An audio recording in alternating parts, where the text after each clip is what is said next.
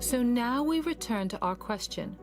Why are measles cases rising around the world? As our second expert witness explained, it comes down to 3 overlapping factors: complacency, convenience, and confidence. If we're going to get on top of this latest outbreak of measles, the availability of vaccines and reliable information about them needs to be simpler and easier to access, an ongoing global challenge. You've been listening to The Inquiry on the BBC World Service.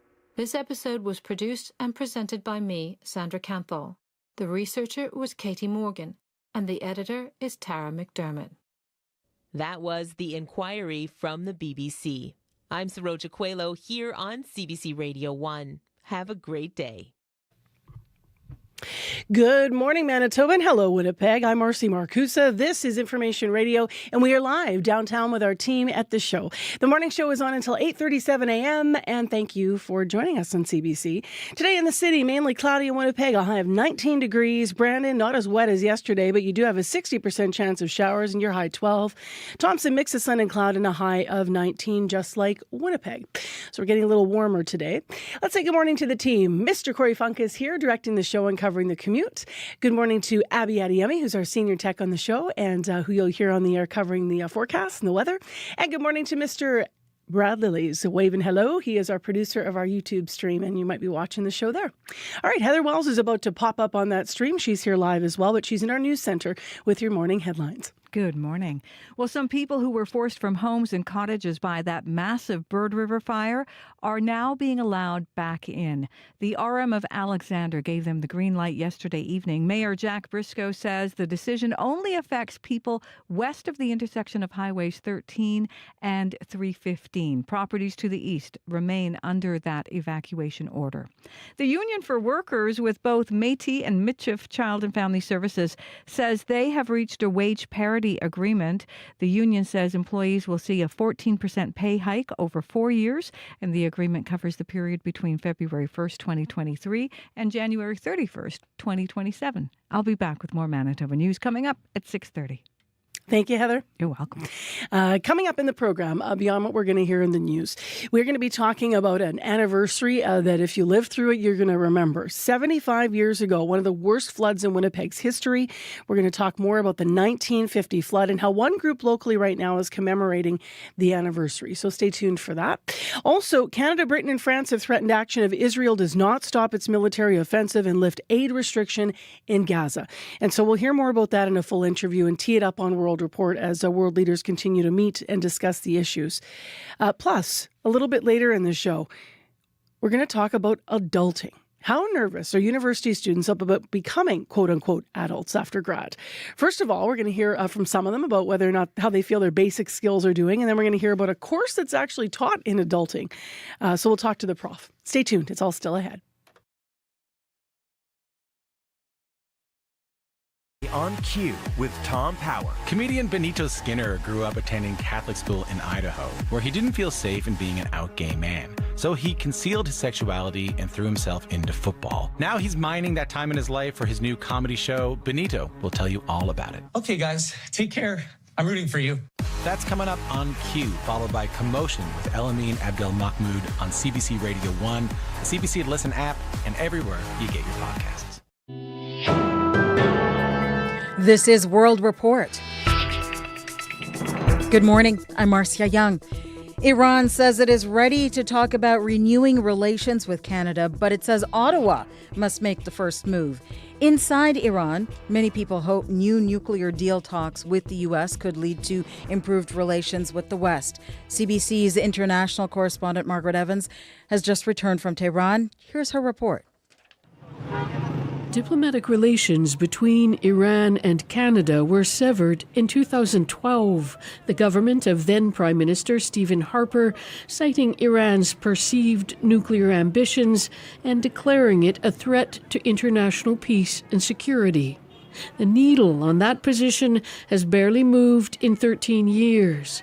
But at a recent foreign ministry briefing in Tehran, spokesman Ismail Baghai said Iran is ready for talks with Canada. The relation was frozen unilaterally by Canada, not by Iran.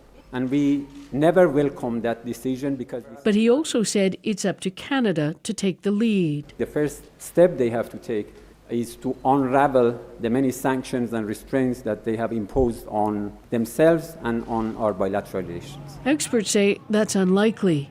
There are too many unresolved issues, not least accountability for the 2020 downing of a passenger plane by Iranian missiles, killing all 176 people on board, including dozens of Canadian citizens and permanent residents. The Foreign Ministry spokesman accuses Canada of using it as political leverage against Iran. What we need to do is to come back to respectful talks to see what has happened to our relations. There are an estimated 300,000 Iranian Canadians, and there are differences both inside and out of Iran between those seeking democratic change for the country, some advocating engagement, others worried it would simply prolong the life of Iran's theocracy. Margaret Evans, CBC News, Tehran. And CBC's senior international correspondent Margaret Evans has more on this story at cbcnews.ca. It's on our main page. Politicians from some of the most influential economies in the world are meeting in Banff, Alberta. The Group of 7 Finance Ministers Summit is usually a friendly affair, and it looks like they're trying to keep it that way. The contentious issue of U.S. tariffs is not on the official agenda. But as Anis Haidari reports, that doesn't mean it won't be discussed. Summer day in Canada, it's great to have you, everyone. Unpredictable weather, as it often is in Alberta, means it's snowing in the Rocky Mountains as Federal Finance Minister François-Philippe Champagne speaks to reporters as the G7 finance minister meetings get underway. Our mission is really about restoring stability and growth. We're going to be talking about a number of things. That number of things, notably, does not include tariffs, at least not officially. What is on the agenda? Economic resilience, growth policies, and some discussion of a well-functioning global trade system. Well, what we want to do during this meeting is really to get unity behind the kind of policy that will restore stability and growth. What has not happened before is that world trade will be discussed at a finance ministers' meeting. Peter Beam was a senior Canadian advisor at 6 previous G7 summits. He says tariffs have definitely influenced the topics at this gathering. So the global economy will be addressed. Downside risks. I would say tariffs fall into that downside risks category in terms of their impact. This G7 meeting is not just about group discussions, though. Canada's finance minister is also expected to meet with his counterparts from other nations one-on-one through the coming days. Anis Haidari, CBC News, Banff. While G7 finance ministers work to ease relations, Quebec's culture minister is about to do something that could inflame tensions between Canada and the U.S. He's tabling a provincial bill later today. Cathy Sené tells us digital platforms will be required to add more francophone content and make it more accessible. Mais il me semble que c'est le fun quand on ouvre une plateforme comme celle-là. I want people to go on a digital platform and feel they're at home in Quebec and they can choose what they want. Quebec's culture minister Mathieu Lacombe came up with the bill after holding consultations and receiving the report of experts on the issue. In an exclusive interview with Radio-Canada, he says he's ready to move forward. La présence de contenu original francophone. For the first time in Quebec, a future law is set to impose quotas to digital platforms such as Netflix, Disney, Amazon Prime, Apple Music, and Spotify for original francophone content. Comme d'autres États ailleurs dans le monde, et quand on voit que ça fonctionne. There are other countries, for example, in the European Union, that put in place similar laws and it does work. According to the culture minister, only 8.5% of the music people listen to annually in Quebec is in French. He feels he has the duty to try to reverse the situation for younger generation that consumes more English content online. Et on doit surtout pas craindre, je pense, la réaction des États-Unis. And for that,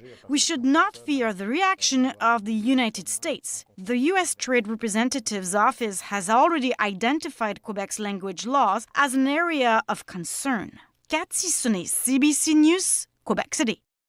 Pope Leo is appealing for Israel to allow more humanitarian aid into Gaza. The situation is increasingly worrying and painful, he told the crowd gathered in St. Peter's Square for his first weekly audience. Israel blocked all aid into Gaza for more than 2 months, but it says it is now allowing small amounts into the territory.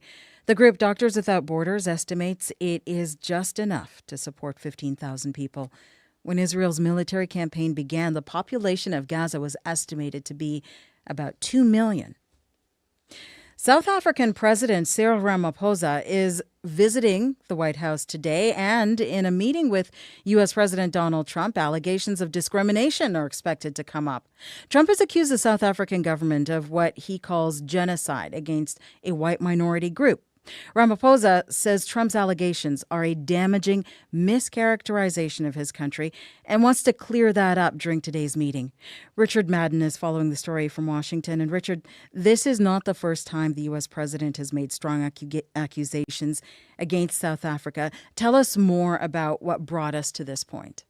Yeah, tensions between these two countries are at an all-time high. President Trump's accusations against the South African government of committing genocide against its minority white Afrikaner farmers. These are mostly descendants of Dutch settlers who arrived there back in the 1600s. Now, Trump says they're being slaughtered and forced off their land under a controversial expropriation law signed by South Africa's President Cyril Ramaphosa. And just last week, Trump said this. We see there's a genocide going on, so if it's a genocide, that's terrible, and I happen to believe it could very well be. South Africa's out of control. So we've made a home, and we'll make a home for other people that are treated badly, no matter what their color. Now, President Ramaphosa has repeatedly denied those claims that are being further amplified by Trump's ally and South African-born billionaire Elon Musk. The White House has since cut off all foreign aid to that country and recently flew in some 50 Afrikaners to the U.S. as refugees. And fueling tensions, South Africa's ambassador was recently booted from the U.S. for calling Trump a white supremacist. So today's meeting comes with a lot of political baggage. What are we expecting to come out of this meeting? Yeah, so the goal for South Africa is to reset the relationship and avoid a Zelensky-style confrontation in the Oval Office. President Ramaphosa is known to be a good negotiator, but Trump is known to be unpredictable in front of the cameras. Thank you, Richard. Pleasure. Richard Madden, reporting from Washington. A book called Heart Lamp is this year's winner of the International Booker Prize for Fiction. It's a collection of 12 short stories following the everyday struggles of women in southern India, and it was written by Banu Mushtaq. This book was born from the belief that no story is ever small, that in the tapestry of human experience, every thread holds the weight of the whole.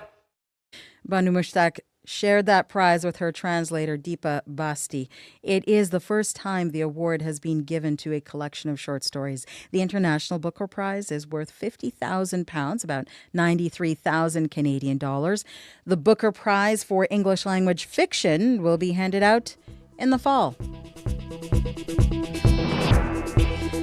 And that is the latest national and international news from World Report. If you like the World Report podcast, please follow us and tell a friend. It helps spread the word. I'm Marcia Young.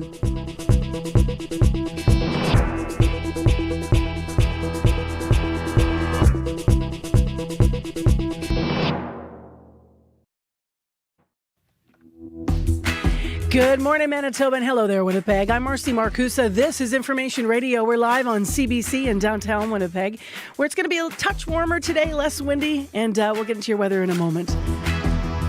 Lots of cloud cover out there, though, to start the day. A little bit of rain to the west already in Brandon. You also won't get quite as much as you got yesterday. This hour on CBC, it has been 75 years since, speaking of the wet stuff, one of the worst floods happened in Winnipeg's history. I grew up hearing stories about how Transcona was underwater, never mind all over the city. We're going to hear about the moments before the 1950 flood and hear how one group is commemorating the anniversary. So that's this half hour on the show. Also, as you've been hearing on World Report, Canada, Britain, and France, they've all threatened action if Israel does not stop its military offensive and lift aid restrictions in Gaza. You've heard some of the food aid agencies using the word famine now, being worried about that developing. So we're going to have a discussion about how this is looking politically this morning. And I want to mention this because it is time for our medical column. Tuesday morning is when we have our medical column on. So Dr. Raj Bhardwaj is here today. Looking at a new study, it points the finger of blame away from seeds and nuts as a cause or trigger for a condition called diverticulitis. I knew I'd do that. Diverticulitis. I'll tell you why this is a problem. For my whole life, diverticulitis is what I would say. It's actually diverticulitis. Yes, there you go. You nailed it. Ta-da! Yeah. Anyway, there's a big study done with 47,000 men back in the day looking at what would have triggered things. 47,000 men, not one woman. So they've now included a study that is women, and we'll find out more about how people are affected. So that's coming up. What do you have in your news? No complicated words. That's good. I will tell you, though, a complicated story. A municipality impacted by the largest wildfire in this province started to let some people return last night. It's estimated about 1,000 people in the RM of Alexander were forced out by that massive Bird River fire.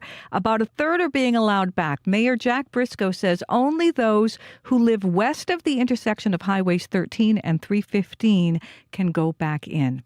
And a wildfire evacuee from the RM of Lac du Bonnet says being away from home has been difficult. Marilyn Hoskins and her husband were forced to leave last week.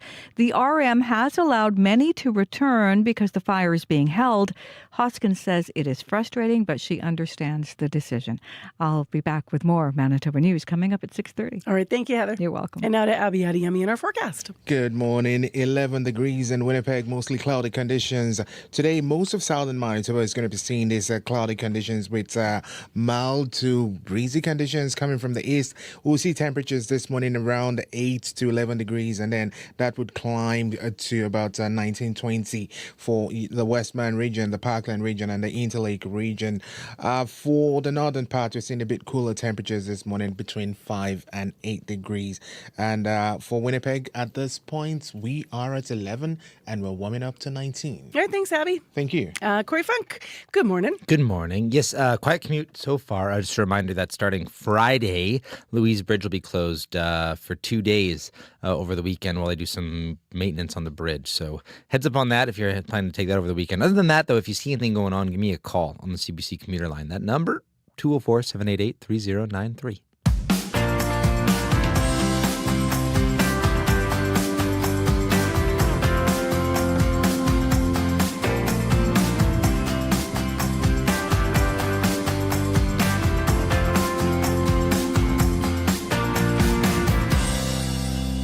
Well, if you are able to watch our YouTube stream of the show right now, you're about to see some photos pulled from the archives of the spring of 1950. A large swath of Winnipeg was underwater. Look at those images. The water coming up to the bottom of the fences in the front of residential yards. Thousands of Winnipeggers were being told one thing: leave. Leave your home, head for higher ground. This is pre-floodway. This is actually what prompted the floodway. It's a flood that left many displaced and completely devastated our city. It is seen as one of the worst floods in Winnipeg's history. This weekend, to commemorate the 75th anniversary, the Seven Oaks Historical Society is taking a walk down memory lane. That's where these photos have come from that we're looking at on YouTube. And you're invited. It's called Then and Now, the exhibit, Scotia's Fight Against the 1950 Flood, meaning Scotia Street. And we've reached the group's president, Kenneth Ingram. Hi, Kenneth. Hello, Marcy. Thank you so much for having me on today. Thanks for being with us.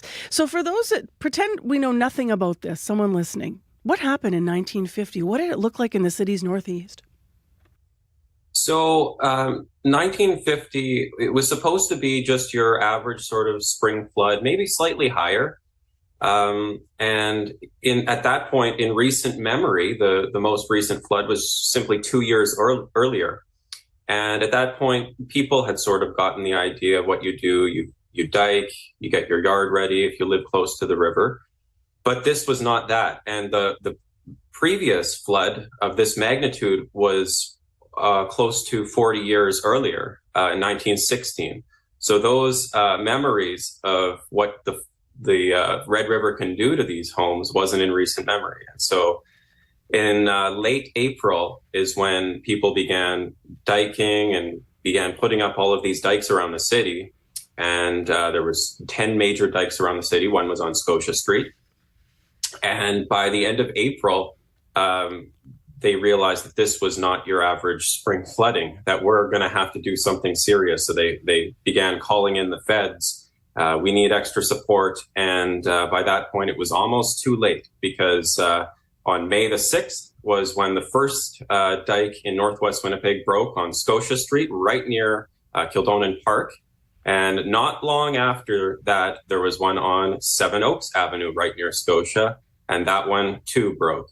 And that's what led to this absolute gush of water coming in. And these houses ended up being, in many cases, 5 or 10 feet underwater.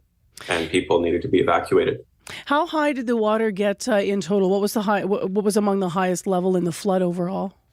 So the highest level, it was measured at James Street at the time, and it still is today. And a normal river level during the spring and at peak levels would be, say, 6 to 8 feet in terms of a benchmark. During the 1950 flood, it peaked at 30.3 feet. Wow. So we're talking of 25 feet higher. And so, and it just happened so quickly over the course of 2 or so weeks that people just were not expecting anything like this. And that's how we have these photos now to commemorate it. Well, obviously, we could talk about every neighborhood in the city and the other neighborhoods, rather, that were affected by this. But you've done a lot of research. What's one of the things you came across that either surprised you or something that really stayed with you when you were looking into the 1950 flood in this way? For sure. So one of the most interesting pieces of, and you see these photos now, of just how the devastation that this caused.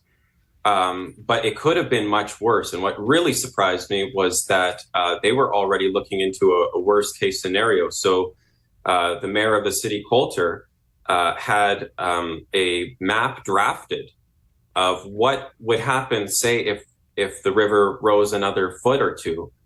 And the impact of that, at least in Northwest Winnipeg, it could have been so much worse. So most of the water did not make it to Main Street. Maybe in one spot near Seven Oaks Avenue, near where the Bleak House Center is now, and the Dominion Mall, for those who remember, it would have gotten very close to Main there. But generally, it didn't really quite make it to Main in our part of the city, Northwest Winnipeg. But in a worst case scenario, even if it just rose another foot or two, we're talking to about 32 feet, it could have made it all of the way to the CPR, the train tracks, the Winnipeg Beach subdivision, which, for those who don't know where that is in West Kildonan, it's about 2/3 of the way to McPhillips. Mm-hmm. So we're talking about thousands and thousands of more people needing to be evacuated had it just risen another foot or two. I already alluded to this a little bit, Kenneth. I mean, that this is really what prompted the floodway to be built. How else do you think that it shaped the city? I think this put into perspective just how you need to get ahead of some of these devastations before they get this bad. So hindsight is so important, but at the same time, when you have a city built so close to the river, doing anything you can do to get ahead of it is so important. So yes, you have the floodway, you have Scotia being built up. So Scotia, eventually the street was built up in the places where it was most prone to flooding, which is mostly between Matheson and Seven Oaks Avenue and a little bit further south and north of those areas.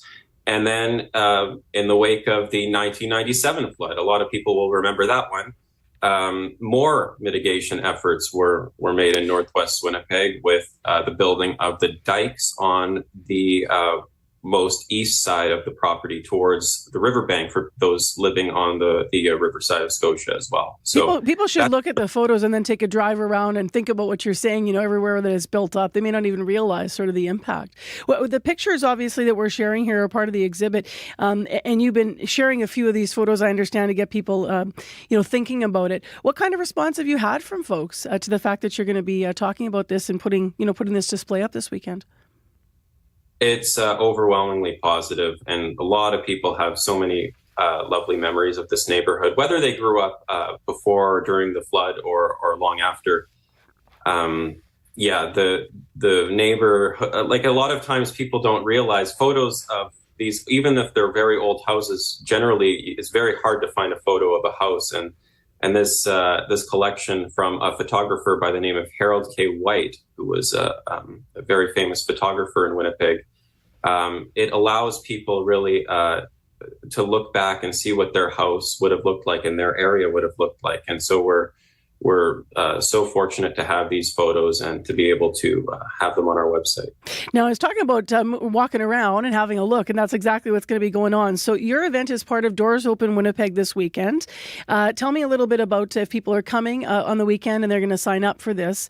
How long is the tour? Like, what should they expect if they're going to take part? Yeah, so the tour is going to be our typical Seven Oaks Historical Society style tour, which is not too long. We never go overly long. It's just going to be a stroll from Luxton and St. Cross is where it starts, right near Luxton School, just east of there. And we're going to make our way to Scotia and just walk a little ways north. And I have some large posters I printed out of these photos. And we're going to look at what the area looked like in 1975 or in 1950, 75 years ago. And I'm going to discuss some of the families that lived in the area, some of the evacuation efforts, and really talk about their stories. And in the process, I get to show off exactly what these houses would have looked like 75 years ago. And in some case, what happened to them if they're no longer there. And there's some very interesting stories I think people are going to find cool, like houses being even picked up and moved. Oh, now I want to know. But we'll leave it there.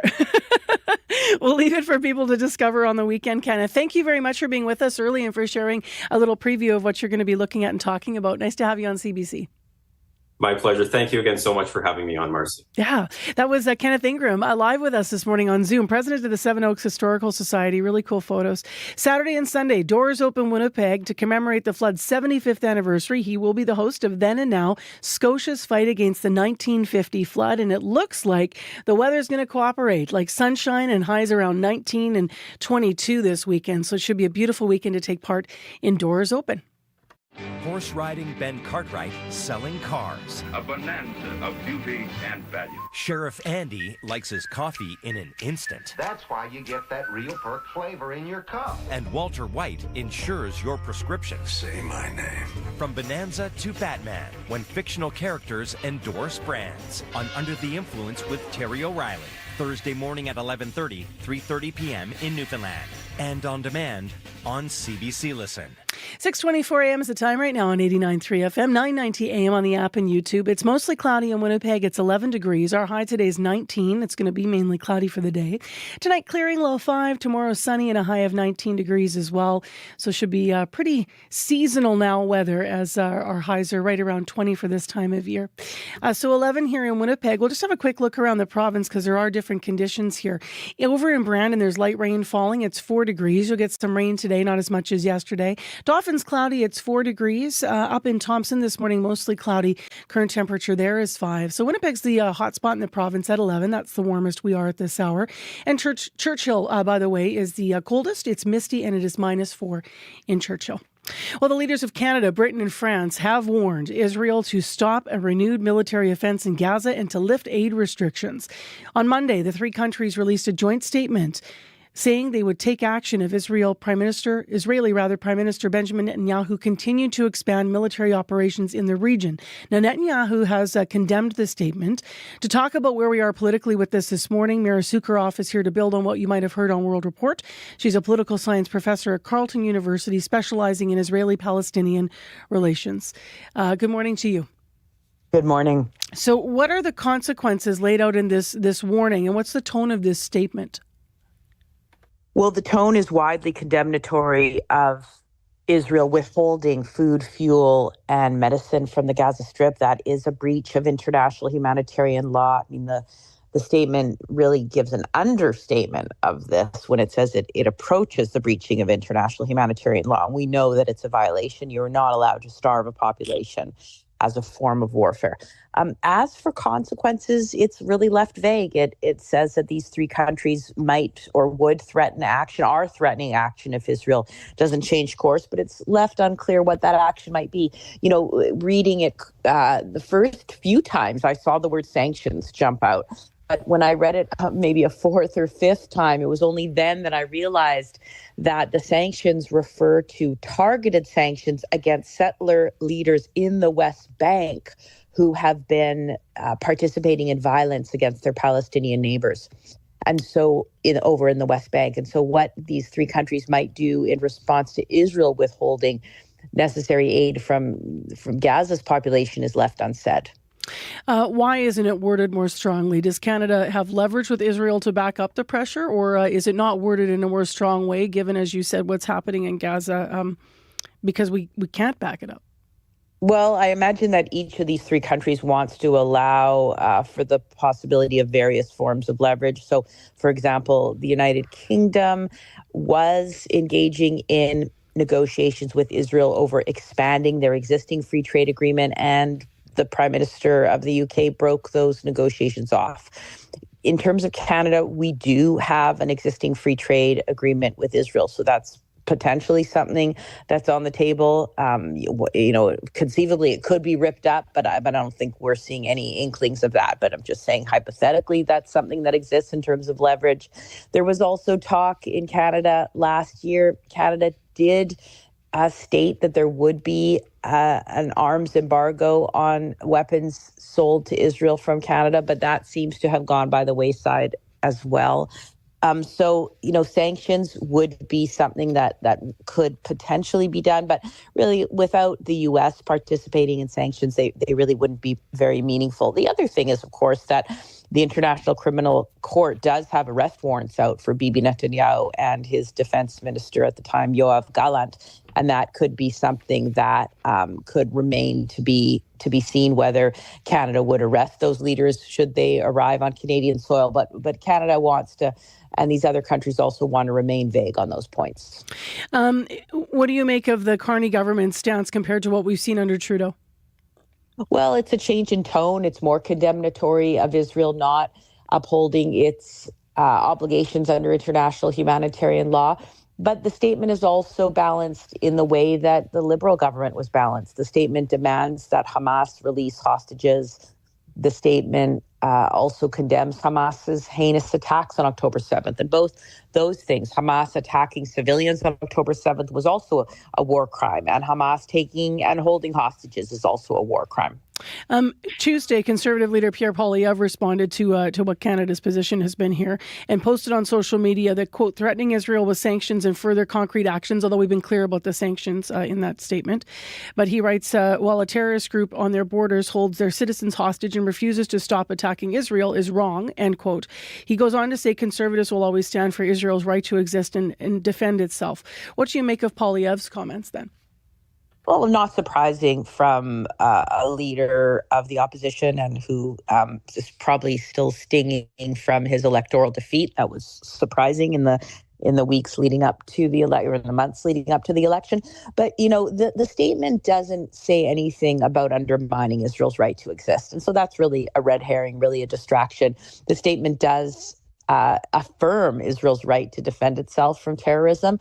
The statement is merely criticizing Israel's conduct of this war. And remember, in international law, there are two types of obligations that a country has. One is the type of war it fights, and the other is the way it fights the war. And that latter thing is really what is being criticized. You're not In this allowed to case. withhold food, fuel, and medicine from a population. All right, Mira, thank you.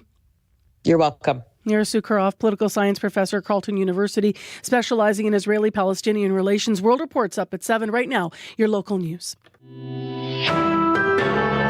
This is CBC News. Good morning. I'm Heather Wells in Winnipeg. At 6:30, it is 11 degrees, inching our way closer to seasonal. The normal high is 21 today. It'll be cloudy with a high of 19. Some people forced from homes and cottages by that massive Bird River fire are being allowed to return. The municipality of Alexander gave them the green light yesterday evening. Mayor Jack Briscoe says the decision only affects people west of the intersection of Highways 13 and 315. Properties to the east remain under an evacuation order. Briscoe says those allowed to return have to be prepared to leave again within 2 hours if notified. If you looked at the land mass just on the map, that's probably close to half, maybe 1/3 of all the people that are affected can go back. And a very big estimated number is it's affecting 1,000 people. So it's possible that a few hundred people are going back, and the rest are still not allowed back. Briscoe says no structures have been lost in the municipality. People with places in Beresford Lake and Nopaming Provincial Park where the fire is raging haven't been as fortunate. The province is aware of 20 structures that have been damaged. The park remains under a state of emergency. A wildfire evacuee from the RM of Lac du Bonny says being away from home has been difficult. Marilyn Hoskins and her husband were forced to leave last week. They're staying at a hotel in Selkirk. The RM has allowed many people to return because the fire is being held. Hoskins says it has been frustrating, but she understands the decision not to let them back in. I haven't really talked to too many people other than people that are staying at the same hotel as us. People are sad. People want to get home. The RM lifted the evacuation order for more homes and businesses yesterday evening, but people in some areas still can't get back. The out-of-control wildfire near Whiteshell Provincial Park hasn't just closed the park. It's created a last-minute scramble for at least one wedding. Jessica Boswick is getting married on Saturday. Her venue, Falcon Trails Resort, part of the park. As Boswick holds out hope, she is trying to find a backup plan. But no matter what happens, at the end of the day, no matter where we get married, I'm still marrying Brian. So I guess as long as we have each other, that's kind of all that matters at this point. And with just a few days to go, Boswick says finding another venue is proving a challenge. The Union for Workers with both Métis and Michif Child and Family Services says they reached a wage parity agreement on Tuesday. The union says employees will see a 14% pay increase over 4 years. The agreement covers the period between February 1st, 2023 and January 31st, 2027. In March, more than 60 workers were laid off from Manitoba Métis and Michif Child and Family Service agencies. Later that month, more than 300 went on strike. They returned to work in early April after their employer and the union reached an arbitration agreement. Until yesterday's agreement, the workers had been without a contract since January 2023. Well, senior economic officials from the world's richest economies are meeting behind closed doors today in Banff. It is the annual G7 Finance Ministers Summit. And while you'd think the Trump administration's tariff campaign would dominate these talks, they aren't even on the agenda. But Canada's François-Philippe Champagne, who is serving as host, insists there are other issues to discuss with the American representatives on hand. We're delighted that Secretary Bessent is with us in Banff. We're delighted that we have the chairman of the Federal Reserve, which are with us. We're going to continue to engage in a very constructive discussion. There's big things that we need to do together. The Office of the U.S. Treasury Secretary Scott Bessent says he wants to focus on the need to address global economic imbalances. Weekend work remains an obstacle in negotiations between Canada Post and its employees who have threatened to walk off the job on Friday. Canada Post is pushing for part-time workers to be deployed on weekends in response to rising parcel demand. The union is backing a purely full-time model that would move existing employees onto some weekend shifts. And the NHL's conference finals got underway with a 5-2 win last night for the Florida Panthers over Carolina Hurricanes. And the battle for the best in the West kicks off tonight with the Edmonton Oilers taking on the Dallas Stars in Dallas. You can find more news updated throughout the day at cbc.ca/Manitoba. And I'll have to check out what happened in the Walter Cup and the PWHL last night as well. That's their version of the Stanley, but I just didn't catch who won. So number of Manitobans on both teams, actually, as they play for the Cup. Yeah. Thanks, Hev. You're welcome. Okay. Abby Adiemi with our regional forecast. The weather is starting off mostly cloudy across the province with some light rain in few areas. In Winnipeg at this time, 11 degrees, cloudy skies. It stays mostly cloudy throughout the day. The sun might try to peek out. We warm up to 19, close to 20, with winds a bit breezy, but it will calm as we get closer to the night. In the southern regions, Brandon, Duff, and Gimli, we're seeing temperatures between 4 and 9 degrees at this time. Most of the areas would start cloudy. Light rain in Brandon. Highs would be between 15 and 19 for this region. And conditions up north, the powerful influence Thompson, temperatures hovering between 5 and 8 degrees at this time. We should see cloudy conditions and a mix of sun in play today. Those regions will be warming up close to 19, 20. Then further north in Churchill, it's chilly at -4, some light mist this morning, a small chance of freezing drizzle, and a mix of sun and clouds through the day. Highs would only get to 6 degrees. So much of Manitoba starting off cloudy today. All right, and it was Ottawa over Minnesota in the Walter Cup, the Professional Women's Hockey League last night, game one of their finals, and it was an overtime winner, so exciting game there. I missed it. I was out. All right, let's find out what's happening in the in the traffic situation with Corey Funk. What do you know? Yeah, very quiet commute so far. Haven't heard of any major issues. Just a heads up, though, for folks who do take the Louise Bridge starting on Friday. It's going to be closed for a couple days from the 23rd to 25th for some construction and maintenance work. So heads up there. If you see anything else still going on right now, give me a call on the CBC commuter line. I'll let folks know what you're seeing. That number to call, 204-788-3093. Time for business news. Crystal Lee Ramlickan's here on Zoom. Hello. Hey, good morning, Marcy. So the story you're starting, why could we see the prices of some goods increase because of tariffs, even though we're not in the U.S. where importers have to pay? Can you walk us through that? Yeah, that's because some global retailers, including Birkenstock and Pandora, are looking at spreading the cost of U.S. tariffs by raising prices in other markets. The strategy is putting central banks on watch as it could fuel inflation where consumer prices have started to finally stabilize. So Birkenstock says a low single-digit price increase globally would be enough to offset the impact of U.S. tariffs. And Pandora says it is debating whether to raise prices globally or more in the U.S., its biggest market. Experts say a manufacturer from outside of the U.S. might say, I can't increase my prices in the U.S. that much, so I'm going to do a small increase there, along with raising prices in other markets. And announcing price increases in non-American markets could be a way for retailers to avoid backlash from U.S. President Donald Trump. When Walmart said it would raise prices in response to tariffs, Trump told the world's biggest retailer to eat the tariffs. Let's stay on this topic. Another business has said it's going to increase prices as well. Subaru of America is hiking prices on several models, and it's the latest automaker to pass along cost increases to consumers. However, Subaru says the increases were made in response to current market conditions without specifically citing tariffs. The company says the changes were made to offset increased costs while maintaining a solid value proposition for the customer. Now, car companies have been saying how much tariffs will cost them this year, though. We've talked about this, with some in Detroit saying, they are expected to add up to $5 billion in costs.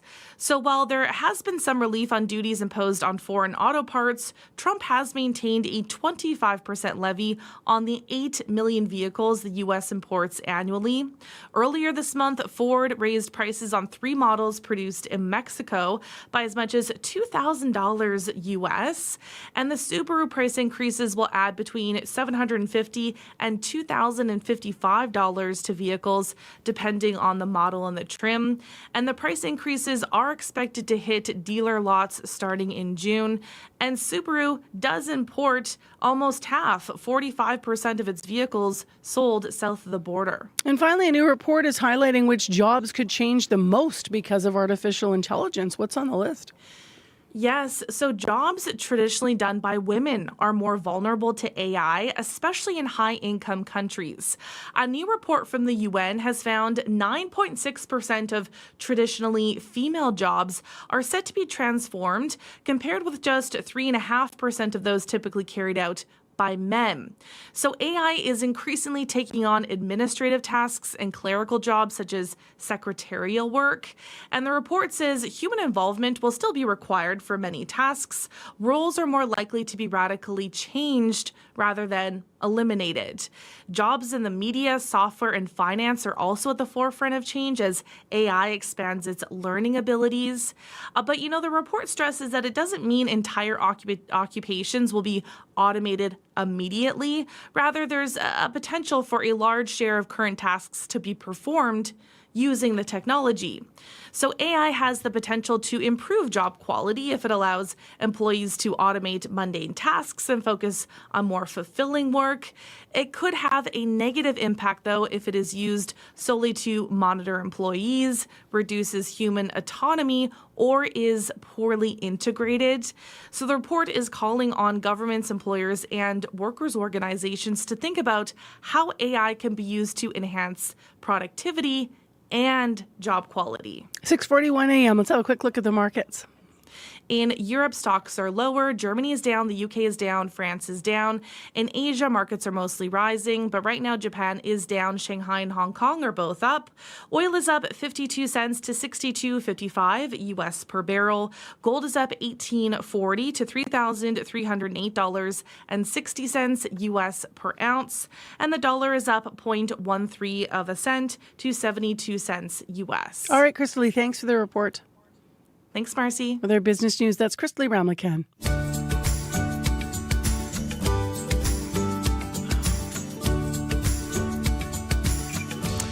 Well, next on the show, whether major streaming companies will fund Canadian programs if they don't have to is a question at the heart of a 2-week public hearing by the CRTC right now. So the group representing the likes of Netflix and Amazon is pushing back already against the idea of Canadian content rules. They claim their businesses should not have to meet the same criteria and obligations as traditional broadcasters. Joining me to discuss the implications is Carmi Levy, technology journalist and analyst. Good morning. Great to be with you, Marcy. Thanks for having me. Oh, when the internet turns into television. I mean, this is just ironic, right? Now there's commercials. Imagine. Now we're talking about Canadian content. What's the aim of these CRTC hearings here? Set this up for us. I mean, this all started with the Online Streaming Act, which of course became law a couple of years ago. And it was designed to ensure that as streaming became a greater component of our consumption, that the funding regimes in place ensured that Canadian stories continued to be told. Canadian productions continued to happen. Canadian creators would still have the opportunity to have jobs north of the border, in much the same way that Canadian content rules decades ago ensured that Canadian songs played on radio and Canadian shows were on television. And so, the aim here is to figure out who pays what and how much and under what terms and rules under that law, the Online Streaming Act. Of course, as we've seen, the Motion Picture Association of Canada making very clear, it would rather stick to the status quo. If they don't have to pay, they really wouldn't want to. And if you're a big American streaming company, you've been making billions of dollars from Canadian subscribers for years. Why would you want to pay more back into that Canadian economy? You've been getting something of a free ride. You wouldn't be very happy that that ride is about to end. Let's dig into what you said there. The Motion Picture Association Canada pushing back against this. Can you tell me a bit more about their argument? Yeah, I mean, they're saying that they call it derisively a digital tax. They say that the government wants to censor what is being shared, what Netflix and others can share with Canadians, what Canadians can see. They say they're being unfairly singled out, that the rules shouldn't apply to them. And just as importantly, and I think this is the one that sticks out for me, is that they say they're already contributing back into the economy, that hundreds of millions of dollars they're funding into Canadian productions, Canadian creators, that it's already happening, and the government is trying to solve a problem that's essentially already been solved. Of course, there is no regime in place to require them to do so. So if they decide to pull that funding in future, it's not like the law has any consequences for them outside of the Online Streaming Act. That's why this new law exists. And of course, they're bristling at it because it's going to cost them. How do you think this looks in the context of the current tensions between Canada and the States? Like, is there a risk that the companies could play, hardball? That Canada could face political blowback if streaming giants are, told they have to pay up? That's definitely a risk that we certainly could not have foreseen when this became law a couple of years ago, is that, the winds have changed in Washington. Now we have a belligerent American government that sees anything that the Canadian government does to ensure Canadian sovereignty as a provocation. And so Donald Trump has already called it a digital tax. He's already made it clear he sees this as an irritant. And even though tariffs only apply to products, not services, it's pretty clear that anything that Canada does to tick Washington off could be the basis for additional retaliatory action from the U.S. So suddenly, what the CRTC says and does as its next steps carries significant political weight, and that limits our national regulators' role. It limits the sort of the scope that they can operate within, because now suddenly there are political consequences that weren't in place a couple of years ago. What's at stake for Canadian culture and content? I mean, if we left it to market forces, what do you think would be the impact? I shudder to think what would happen if we didn't have some kind of government intervention here. Canada's economy in general is 1/10 the size of the U.S., and those numbers play out in the entertainment space as well. And so if we did nothing to ensure that Canadian content had a place, that Canadian content creators had funding or sources of funding, consistent funding, then essentially the 800-pound American elephant would roll right over us. And our Canadian stories would not be told. And so we had this argument when CanCon was a thing on radio and television 40 years ago. Mm-hmm. We're having that argument now as the market tilts towards streaming. And it's exactly the same concern now as then. And we have to address it in a very similar way. I'm certainly not one to, wave a flag for more government intervention, but there are some instances where if we don't do what it takes to maintain that national sovereignty, then we will essentially cease to exist in that realm. That is certainly a possibility in Canada's cultural industries. And for the younger set, if you ever wonder why coast to coast to coast, when you hear people knowing Canadian music, Canadian songs, and why they're iconic, it's not just because everybody was listening to the same thing. CanCon, and the rules for what was played are a huge part of that, which is just interesting. You're in the context of this. However, I mean, what do you think could happen next? Because people might remember that the streamers already got a court reprieve from paying for Canadian content last year. They did. And so this is the second sort of pushback that we've seen so far. But this time the federal court has said the clock is ticking and that they still expect to have those hearings next month. And they still expect some kind of payment regime to be in place by August. And so this buys everyone a little bit of additional time to have those negotiations. But the patience of the court and certainly the patience of our national regulator are not infinite. And this time there won't be any more delays. They've got to come up with a deal. The industry needs an answer because you can't live in limbo forever. I used to drive a K car back in the day, Carmi, and it only had AM. And so all the AM stations were usually your locals and they'd have CanCon. And so I knew all the Canadian tunes. And then it was very exciting. We got one of those push in, pull out radios. And I got FM, but the car was so terrible that it would actually lose power when I put on the FM radio. So you'd be driving along and then you'd be like, oh, how about a tune? And then it'd be like, nah, nah. Well, I think of my favorite artists when I was a kid, and the first concert that I went to, Loverboy and Bryan Adams. Yeah, and representing. And these were, exactly, and Canadian icons that probably would not have seen the light of day and ultimately become the international stars that they were if they didn't have that bit of protection from from that regulatory umbrella. I think the same thing plays out here. And in the streaming world, if you're a Canadian creator, if you want to have a career in this space, this kind of law will ensure that we have it, that we don't get wiped out by the American giant to the south. Because we're just so much smaller. All right, Carmi, thank you. Appreciate being here, Marcy. Thank you. That's Carmi Levy, a technology journalist and analyst. It's right now 11 minutes to 7 o'clock. We carry a world of information in our pockets because we want to know. Breaking news that shapes our world. Staying on top of stories around the globe. And connected close to home. It's news you can trust. Delivered when you want and where you want on Canada's News app. Now with CBC Radio 1, local and live. Download the CBC News app for free. It's 11 minutes to 7 o'clock now, mostly cloudy 11. I'll just mention what's coming on the back end of things, because what's interesting is Thompson's actually going to be even warmer than Winnipeg tomorrow. But all of us are really similar here. So today, mainly cloudy, little showers to the west. But after this, tomorrow, right through Sunday, we have highs from 19 to 22 with sunshine all the way through. And that is for Winnipeg, and that is for Brandon, and that is for Thompson as well, although your highs will be 19 through 20 pretty much through the weekend. But it's going to get nice and clear after this, although some parts of the province, I appreciate, still need that rain.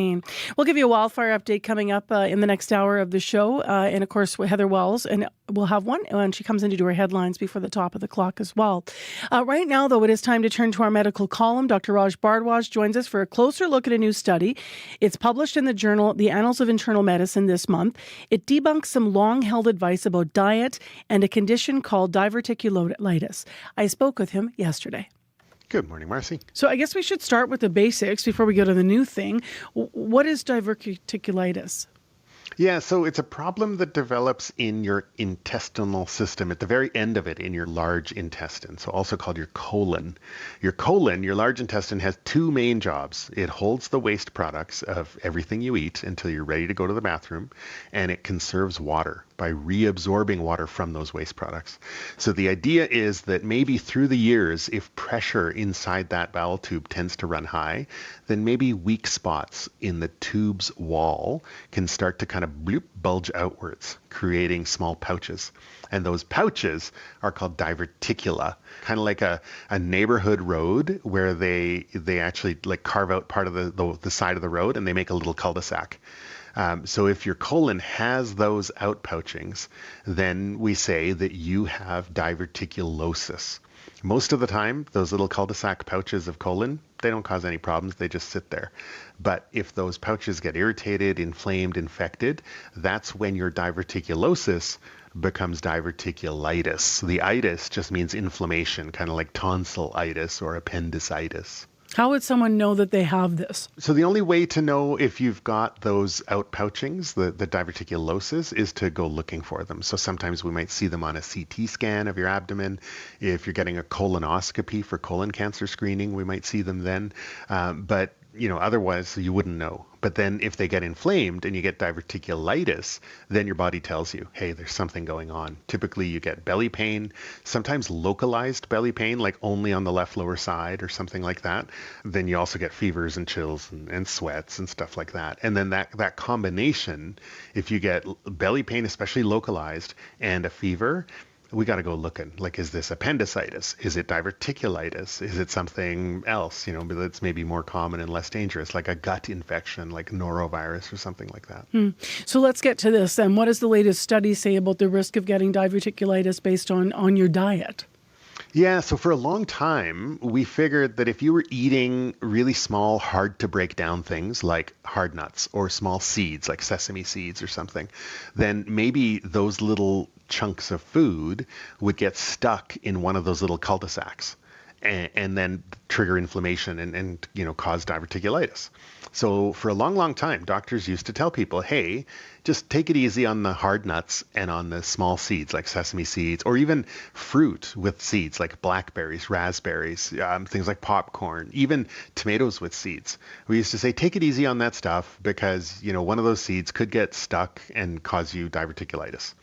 Back in 2008, there was a study that looked at over 47,000 men, asked them about their dietary habits over 18 years, and found that there was really no correlation between eating nuts and seeds and popcorn and stuff and developing diverticulitis. But that study has never been replicated, and it was 47,000 men. It didn't include women.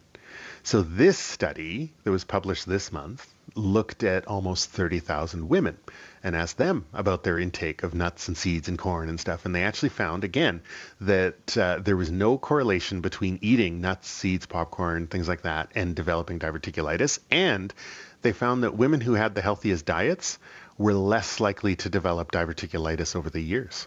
So why don't things like hard seeds increase the risk of developing these conditions as was previously thought then? So this is why it's so important to not just sort of do the figuring, but actually do the work and do the science, because it kind of makes sense that, oh yeah, that makes sense that a seed could get caught in one of those little outpouchings.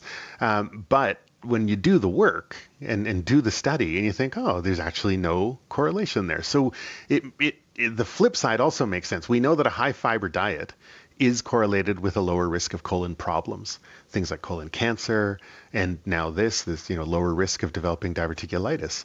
So remember, the two basic jobs of your lower colon are to hold your poop until you need to go and to recover water. So eating more fiber helps to hold more water, and it helps to decrease the pressure in the colon. Maybe that's what's protecting, against developing these little outpouchings or having them get inflamed. So, it kind of makes sense that, eating plenty of whole grains and fruit and veg and nuts, seeds, popcorn, things like that can keep your colon healthy. Important to have enough fluids as well. So water and water-containing foods both count.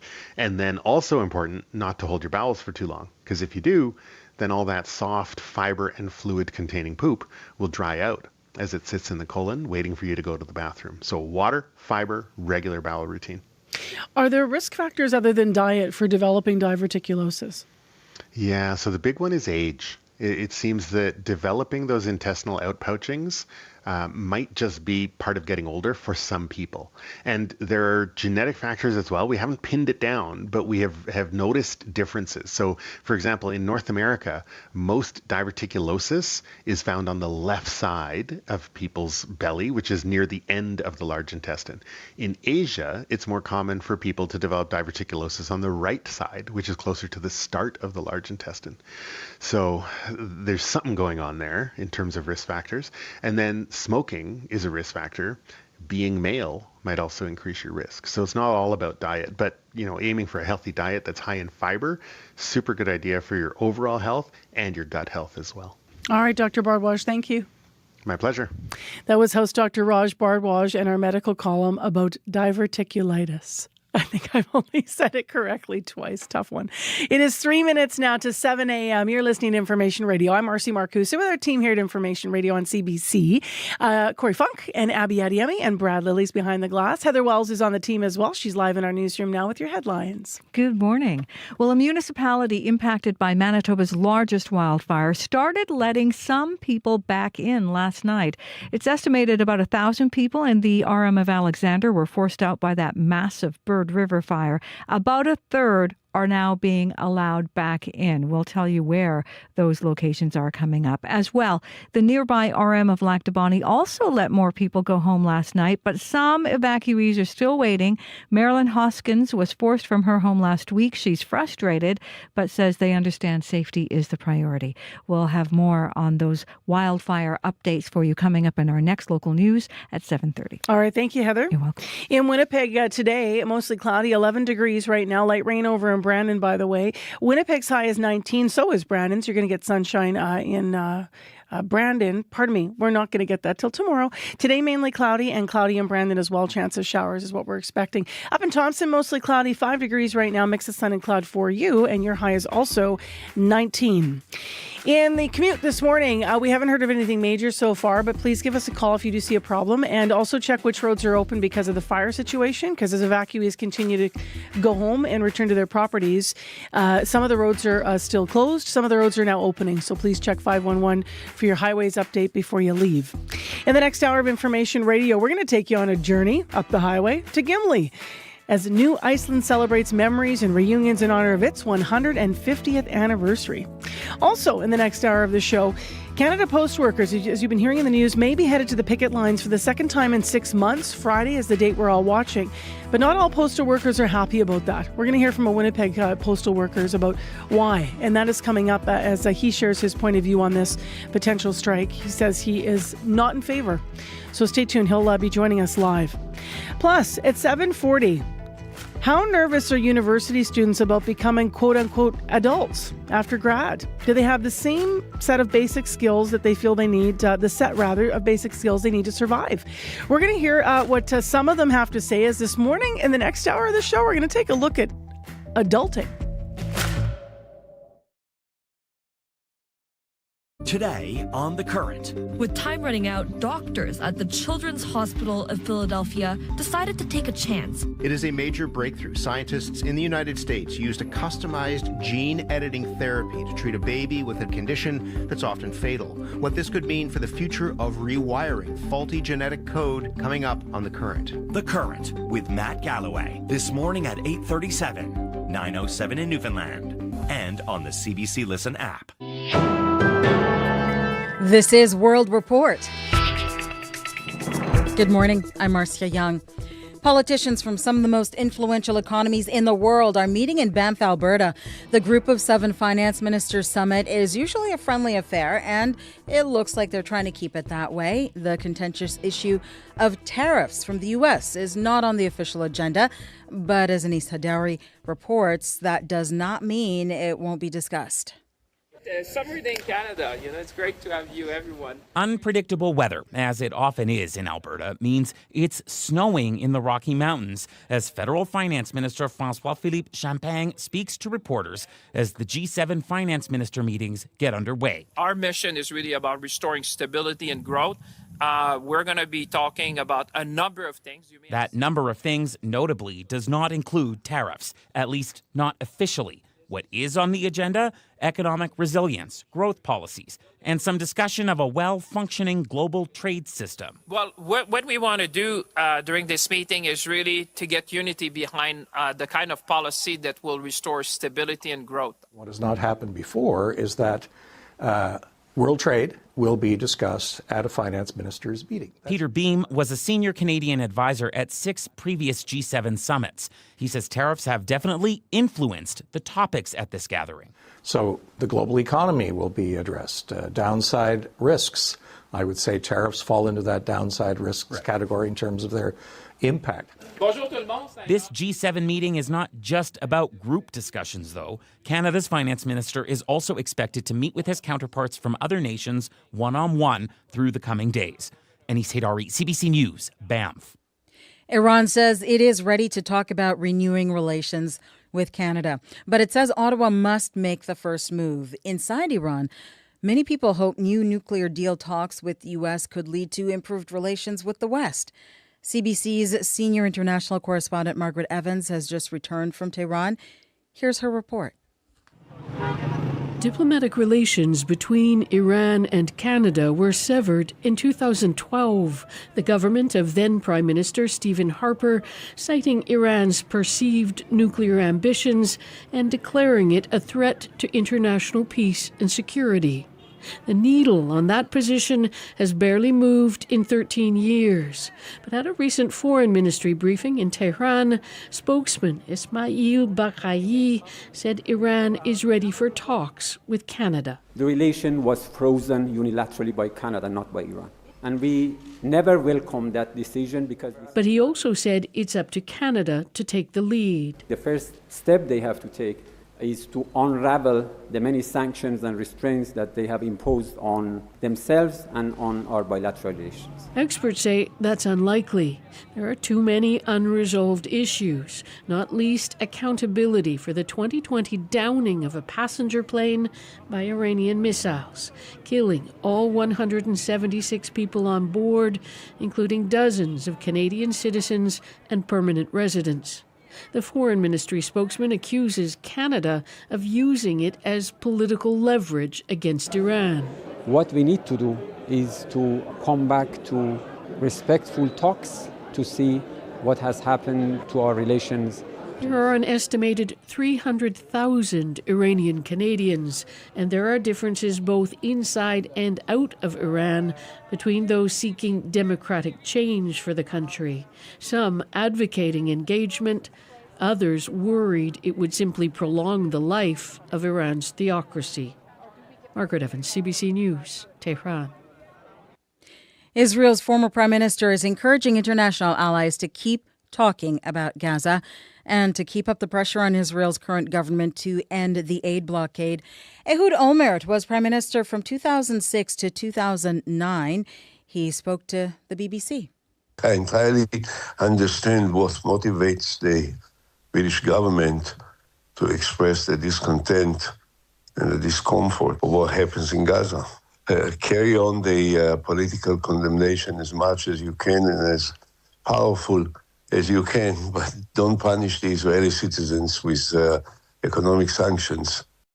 The United Kingdom, France, and Canada have all threatened to level sanctions if Israel does not stop a renewed military offensive in Gaza and lift aid restrictions. Schools have closed early in a northern Quebec village as a result of a water crisis. Pavernatuk is now under a state of emergency. Since March, there have been issues with drinking water, water delivery, and wastewater management. The provincial government maintains it is responding to the crisis, but as Samuel Watt reports, local leaders are asking Ottawa to step in. The thing is, in Nunavik, we respect their autonomy. Yann Lafreniere, Quebec's Indigenous Affairs Minister, says he responded promptly after getting a request for help from local authorities in the northern village of Pavernatuk last week. It's been 2 months since a critical pipe connecting the water pumping station to the treatment plant froze, and the minister says it's been an overwhelming few weeks for the community. The mayor of the little village, 2,000 people, you get trouble with water, you get trouble with sewage, you get many troubles, one after the other. The Quebec government has requested military aid from the Canadian Rangers already in the community. That's to help with water distribution and logistics. As of yesterday evening, the Quebec Ministry of Public Security said it was still waiting for a response from Ottawa. The frozen pipe has forced village workers to drive further out of town to truck in water, but the small one-way path is covered in slushy snow. Aipali Kumaluk is one of the truck drivers. We usually used to fill up our tank for 15 minutes in here, in the close by, in the town. So we have to go 45 minutes right back and forth. Mayor Lucy Halingo says issues with frail infrastructure are not new. We are really hoping that this will wake up the officials of the government, because we have been left for too long now. And it's something she says she'll be demanding action on when there's a post-mortem of the entire situation. Samuel Watt, CBC News, Iqaluit. The far-right candidate who lost Romania's presidential election says he will challenge the results of the vote. Voi fi aici, în continuare, pentru a mă lupta. George Simeon posted this video online overnight. He says he will continue to fight for justice and for the Romanian people. And he alleged that France and Moldova interfered in the election.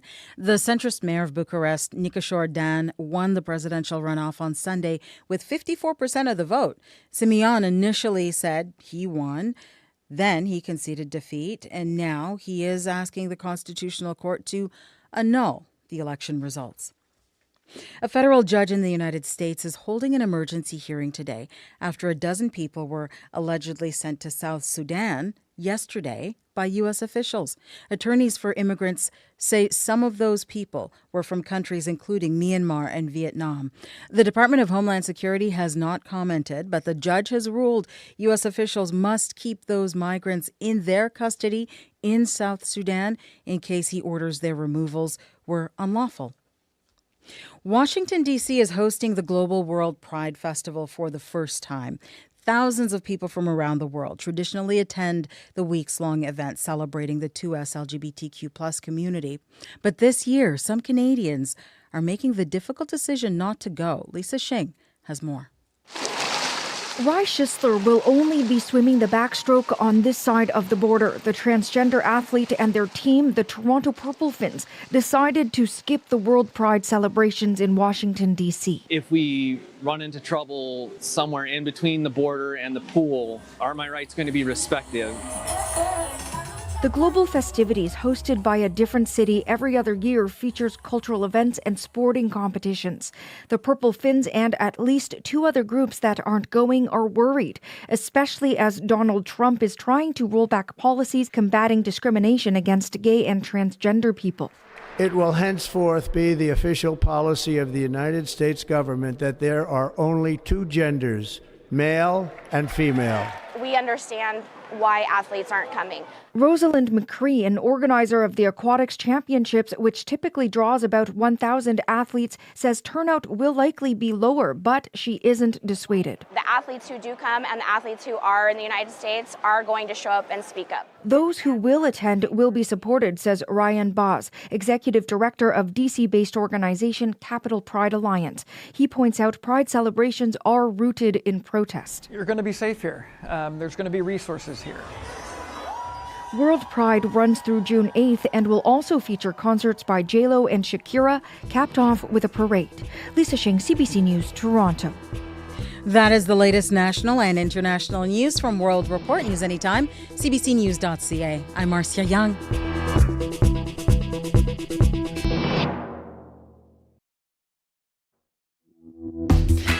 Good morning, Manitoba. I'm Marcy Marcusa. This is Information Radio Live on 89.3 FM, 990 AM on the app and YouTube on CBC. Thanks for joining us. This hour on the show, as you've been hearing, Canada Post workers could be headed to the picket lines again on Friday, but not all postal workers are happy about it. I don't know a single letter carrier that wants to go back out on the picket line. It feels like we're biting the hand that feeds so often. It's so frustrating. That from a Winnipeg Canada Post employee who will join us live this hour to share more about his perspective on this.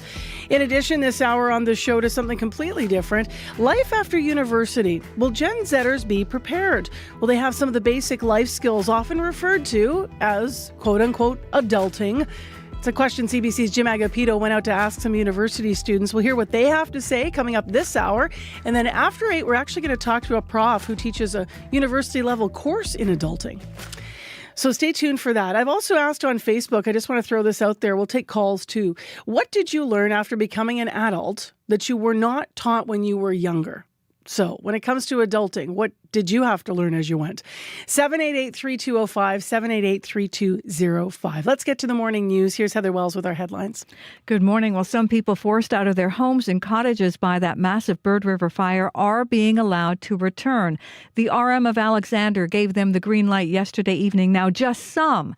Mayor Jack Briscoe says the decision only affects people west of the intersection of Highways 313 and 315. Properties to the east are still under that evacuation order.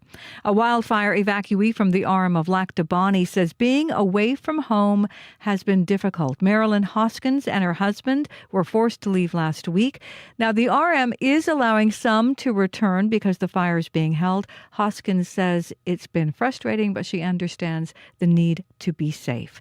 I'll be back with more Manitoba news at 7:30. Thanks, Heather. You're welcome. What's going on with the weather today, Abby? Most of Manitoba will see a mix of cloudy conditions and some sun with mild breezy winds from the south to the north. We're looking at temperatures around 11 in Winnipeg at this time. Mostly cloudy skies we're seeing. As we go through the day, the skies will stay mostly cloudy. It will be mild and dry with temperatures climbing to 19.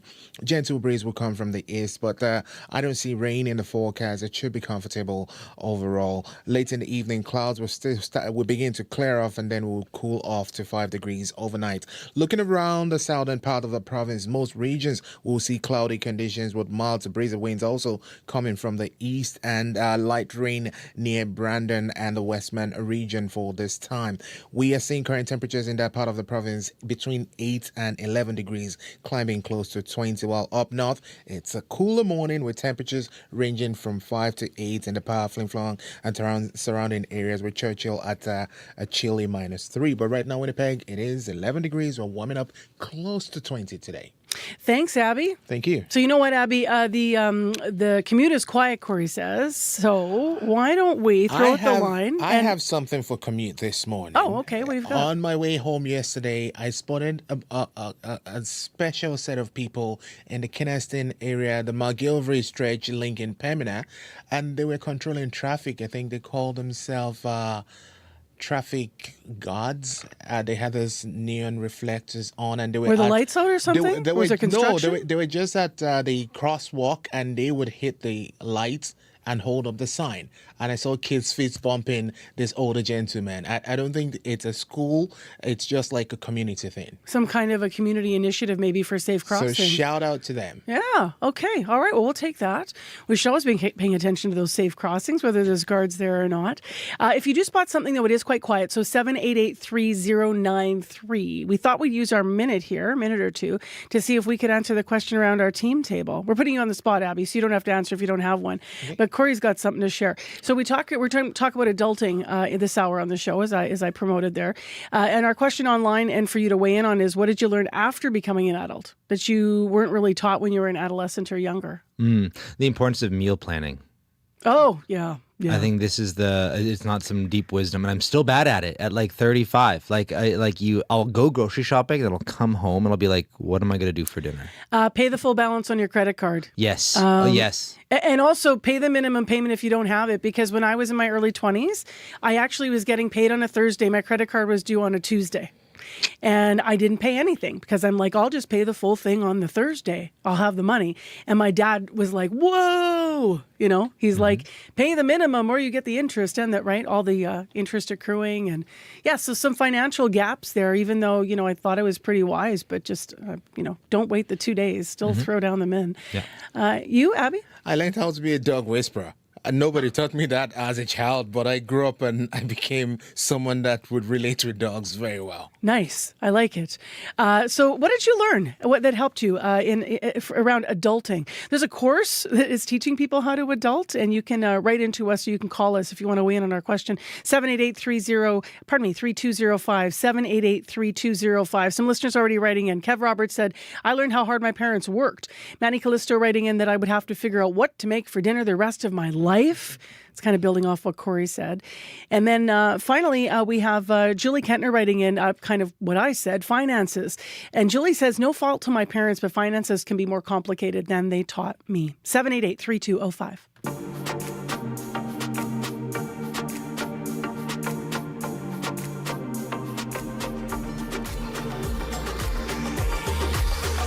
Well, it's kind of a morning of anniversaries on the show. In the first hour, if you were with us right after 6, we were talking about 75 years since the 1950 flood and the Doors Open event this weekend that's going to be walking you through some areas around Scotia Street.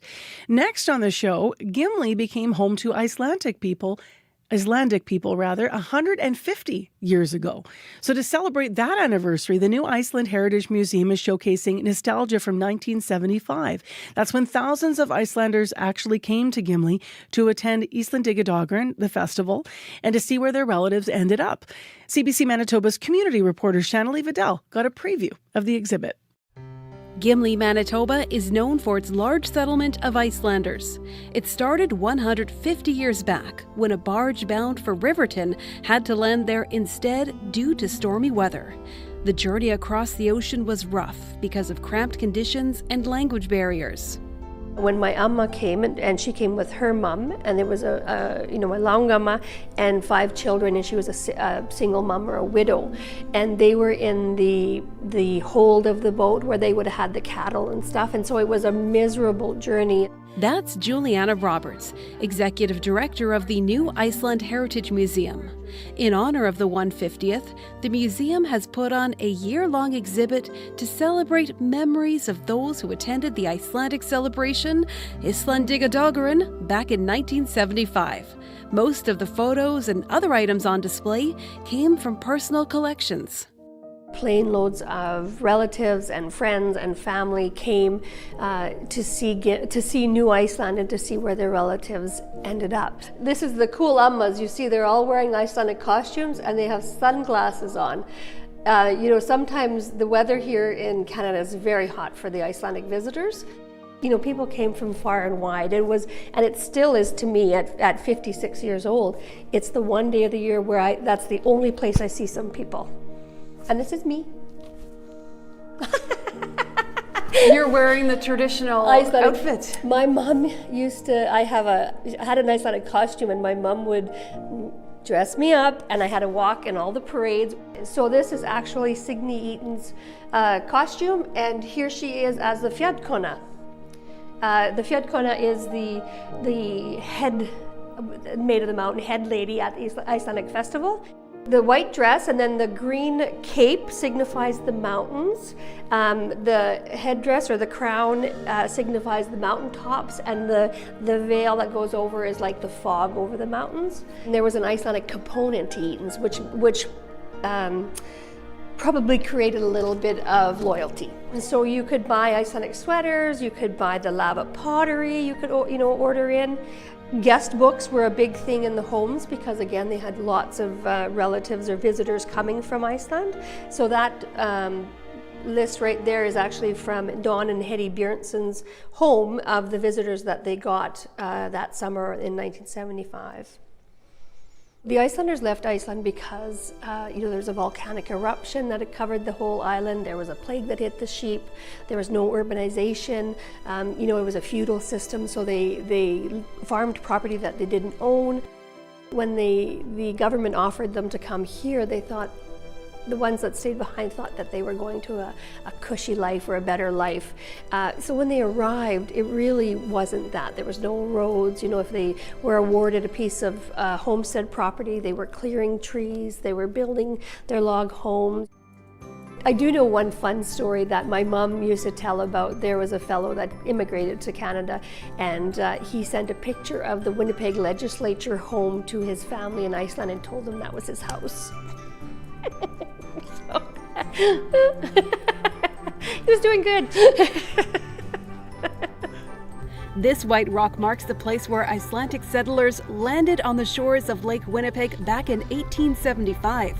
To commemorate that event, there is an annual Walk to the Rock. It starts from Waterfront Center on October 21st at noon. Channelie Vidal, CBC News, Gimli. Iceland 1975 exhibit is on right now through May 2026, just to repeat when you can check it out. The actual Icelandic Festival in Gimli is, of course, August 1st to 4th, so it's beginning of the month in the summertime there. And you can find all of this at the new Iceland Heritage Museum in Gimli, the exhibit that is. We have some music, though, to play for you to kind of go with this item. Musician Lindy Voppenfjord is a product of Manitoba's Icelandic community, but got his start singing traditional Icelandic folk songs with his family all over the province, and now writes and performs his own music all over Canada. So here's one of his latest songs. It's called State of the Art.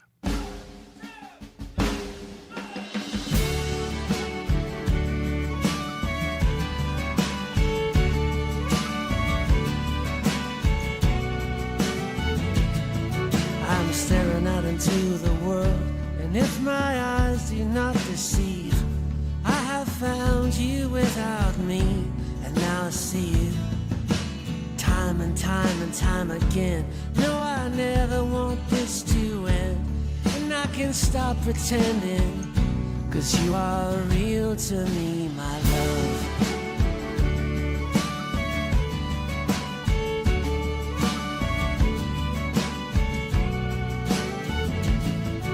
So where do we go from here? To the eastern hemisphere. Watch the shadows rise and fall as we fall for love. It's like an ancient china cup. I will not remain all broken up. You hold me like a treasure, like I will always be enough. This was meant to be a protest song, but the politics were wrong. Not a time to be sublime. I can only sing these love songs since I met you. This is where we start. It's the state of the heart.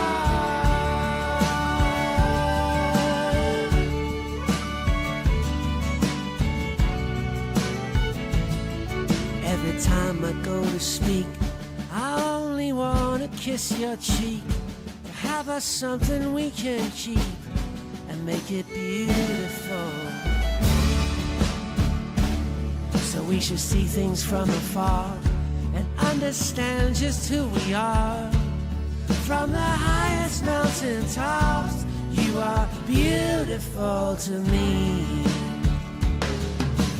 This was meant to be a protest song, but the politics were wrong. Not a time to be sublime.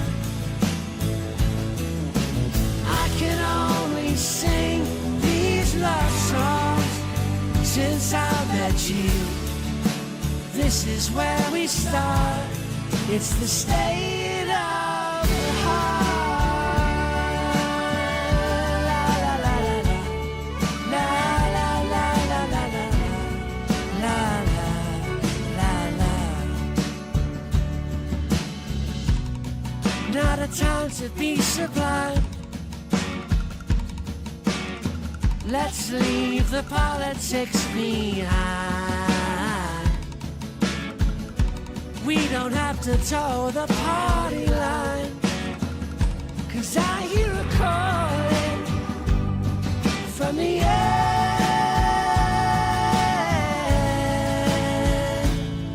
of time. Manitoba musician Lindy Voppenfjord. Some of his own music. This is one of his latest tunes. It's called State of the Heart. I feel like I should have a beer in my hand instead of my morning coffee, Scott Regehr. I don't know about you. Yeah, I know. I'm with you fully. Right? I think we should be a little further along in the day here listening to that tune. It's a nice one. Yeah, it's pub music, right? Yeah, it is pub music. All right, let's get to hockey music and actually what's going on the ice, which is, where do you want to start? There's so much going on. Yeah, there really is. Canada's lone team in the PWHL playoffs, the Ottawa Charge, won Game 1 of the Walter Cup Finals last night, beating the defending champs, Minnesota. The last remaining Canadian team in the NHL playoffs, Edmonton, continues its playoff run tonight against Dallas, while former Jets head coach Paul Maurice and the Florida Panthers, well, they picked up right where they left off as they thumped Carolina last night in Game 1 of the Eastern Final. Meantime, Marcy, some of the current Jets players met with media yesterday for their season-end interviews. One of the things revealed was that Josh Morrissey was done for the season regardless of whether Winnipeg had won against Dallas. The defender does not think he'll need surgery on his knee and should be good to go for the beginning of next season. Of course, there were lots of questions about pending free agents and their willingness to re-sign with the team. The most notable among them, Nick Ehlers, was not present. He's with Denmark at the World Hockey Championships right now. Ehlers has spent about a decade, his whole career with the Jets, and many fans and teammates alike are hoping he will re-sign, including goalie Connor Hellebuck. He's just an awesome guy to be around, and not only on the ice, but off the ice as well. And watching him become the guy he is. He's such a big part of his family, and he's the heart and soul of a lot of things we do here. Not only does he bring it on the ice, but just around the rink. He's such a pleasure to be around, and you know he's going to have your back no matter what you're going through. So he's a big part of the group, and the business side is up to him and his group coming up. Winnipeg has exclusive negotiating rights until Canada Day. After that, Marcy, he is free to sign with any team in the league, so we'll have to wait and see. Right now, Ehlers' focus is on, as I mentioned, playing for Denmark at the World Hockey Championships. Quarterfinal matchup coming up against Canada. To soccer now, a historic result for Valor last night, actually, in the Canadian Championship, right? Yeah, hosting an MLS side for the first time ever, Marcy. Valor drew 2-2 against one of the best teams in MLS, the Vancouver Whitecaps. Things didn't start out particularly well, though. Just over 5 minutes in, Canadian national team player Sam Adekugbe put the away side up early. However, before the first half was through. Antonoglu whipping one in again, and Rocco Romeo ties the game for Valor. Defender Rocco Romeo tying up the game there. Valor would actually take the lead in the second half before another Canadian national team player, Ali Ahmed, salvaged a draw for the Whitecaps. So the return leg in this quarterfinal at BC Place coming up soon. And it's happening. Let's finish with a story that you touched on yesterday. The NFL possibly joining the Olympics. They've said yeah here.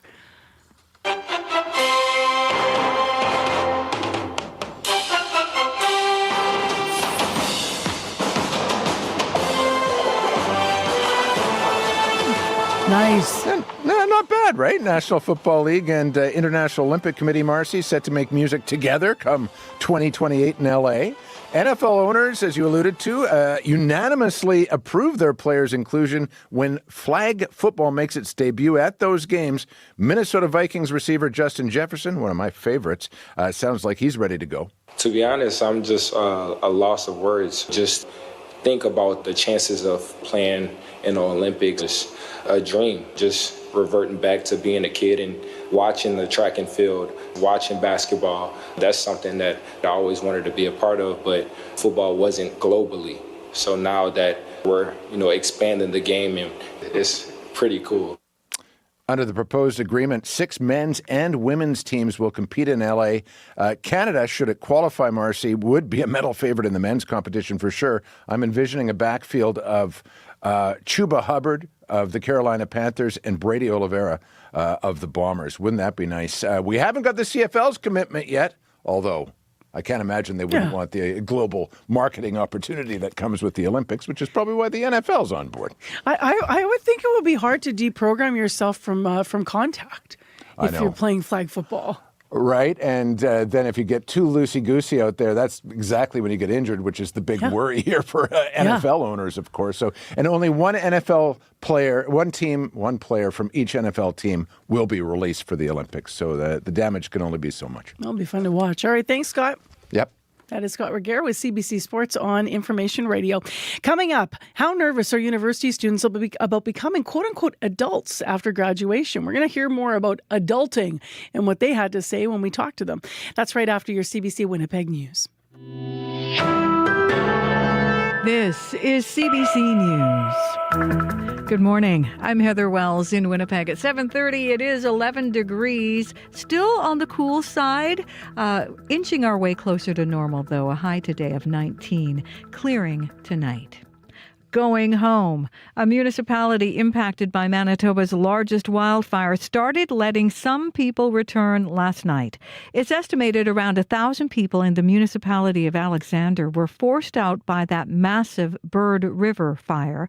Mayor Jack Briscoe says they got the okay from the province to lift the evacuation in a specific area. Only those living west of the intersection of highways 313 and 315 are allowed back in. What it is that they're allowed to return. Residents must be registered with the RM of Alexander Connect system and are on a 2-hour evacuation notice. People really want to go home, and we really do want them to go home, but only under safe conditions. The Bird River fire has affected about 20 properties around Beresford Lake in Nopaming Provincial Park. The park remains under a state of emergency. A wildfire evacuee from the RM of Lac du Bonny says being away from home has been difficult.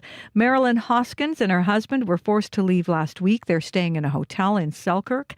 The RM has allowed many people to go home because the fire is being held. Hoskins says it's been frustrating, but she understands the decision. I haven't really talked to too many people other than people that are staying at the same hotel as us. People are sad. People want to get home. The RM lifted the evacuation order for more homes and businesses yesterday evening, but people in some areas in the RM of Lac du Bonny still are not being allowed back in. The Union for Workers with both Métis and Michif Child and Family Services says they reached a wage parity agreement yesterday. The union says employees will see a 14% pay increase over 4 years. The agreement covers the period between February 1st, 2023 and January 31st, 2027. Western Canada premiers are meeting in Yellowknife today for a 2-day annual conference.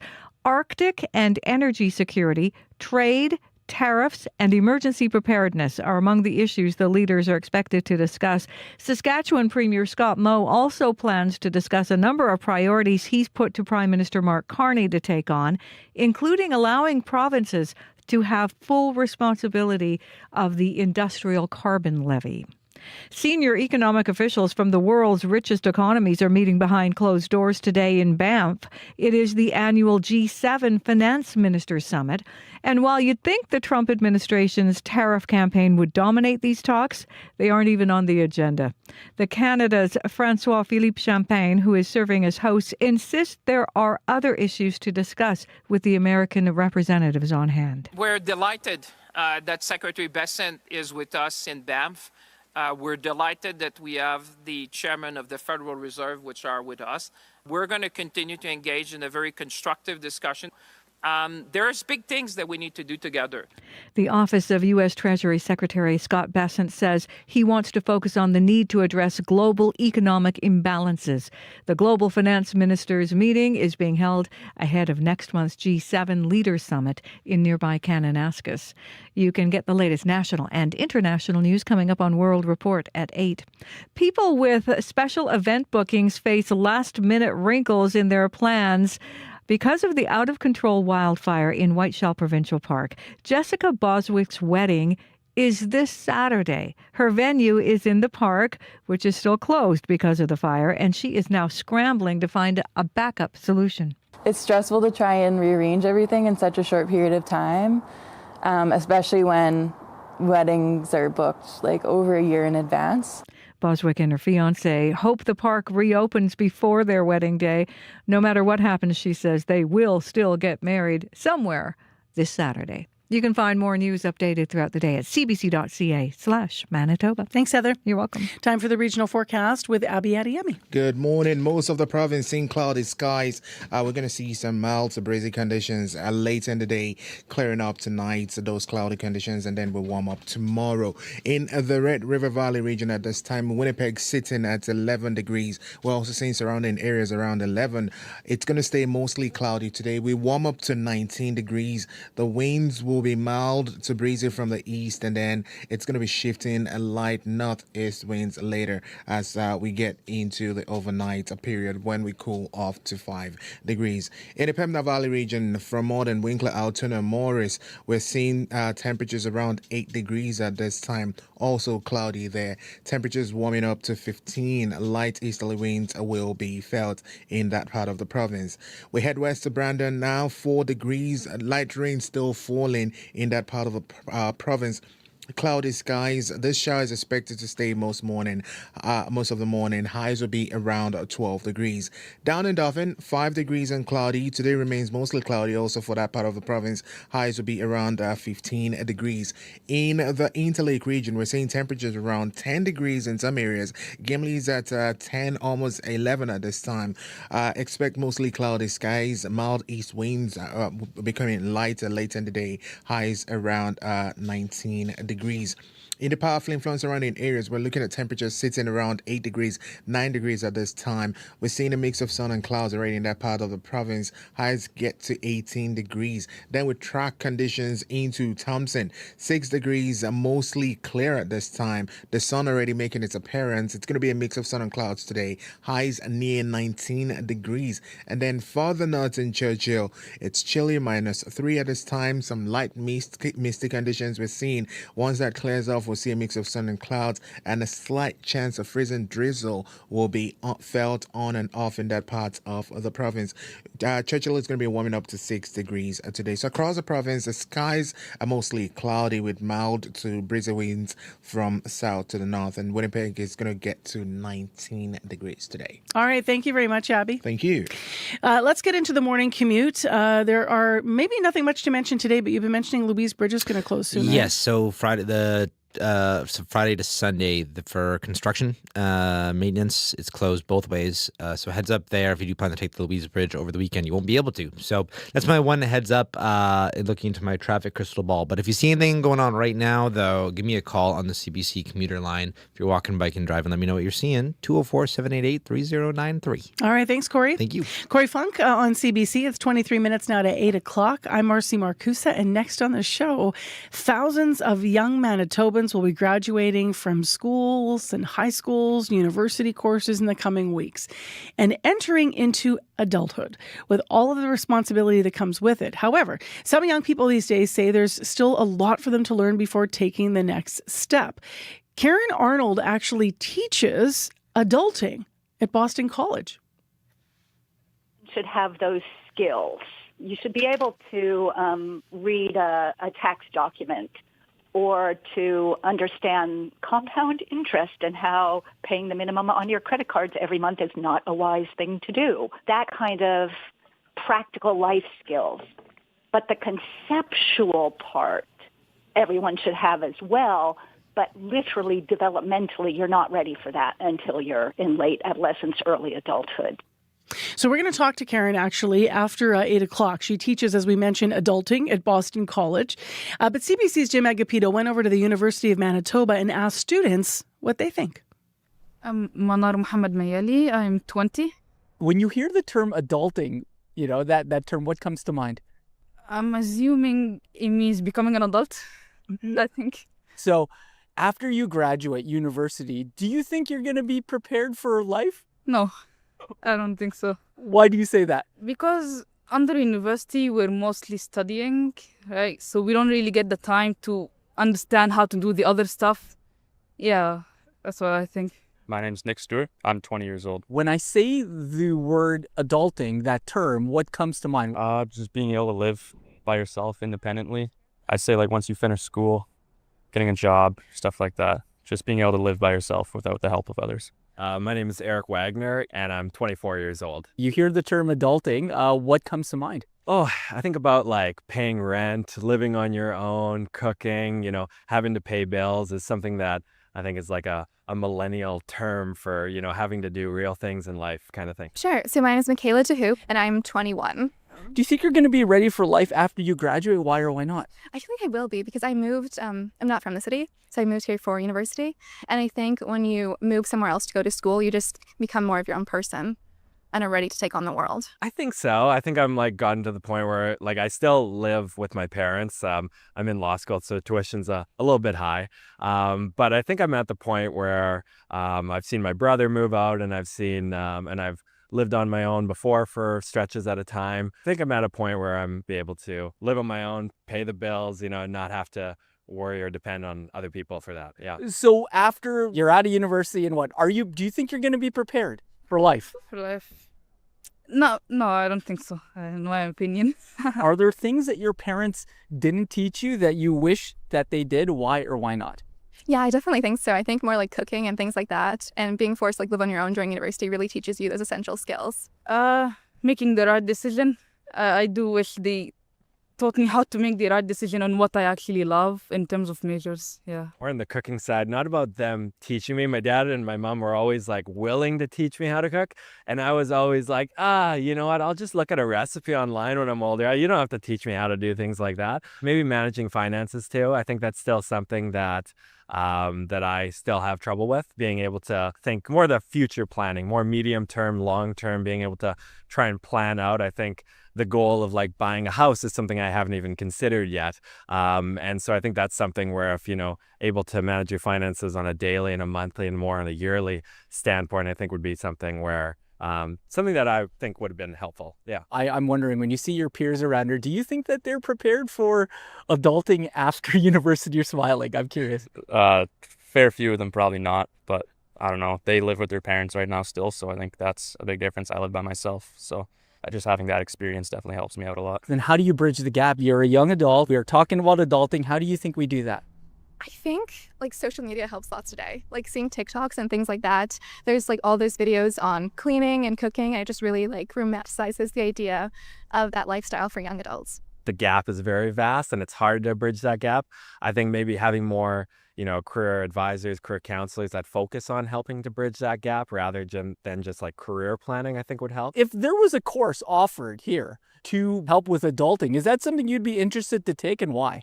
Yeah, actually, because like it would teach me more about the adult life after university and stuff that university itself won't teach us, right? Yeah, I think it's definitely important to be able to survive on your own, and having a class that would teach you. I think there's a lot of people who don't have that kind of parents or stuff to teach them. So yeah, I think it'd be good to take it. I don't think I would. I think real world experience is better than a course. I think if I was younger, a little bit younger, if I was 18, 19, 20 and living on my own, I think it would be something that I would definitely be interested in. So that was CBC's Jim Agapito. He sat down and spoke with some University of Manitoba students about adulting. So after 8 o'clock, we're going to hear from Karen Arnold, more from her, who teaches adulting at Boston College. We're also going to play your calls. You've been writing into us this morning. We asked, what did you learn after becoming an adult that you were not taught when you were young? Lots of you are writing in about finances. And Becky Lett just adding to our Facebook thread on this as well, saying insurance, especially when you're renting. So stay tuned if you want to call us 788-3205. The richness of cultures celebrated in film and the action, romance, comedy, and documentaries you love to watch. Fascination Film Festival is coming to Winnipeg and you're invited. The talents of Asian Canadian and Asian American filmmakers highlighted in one film festival.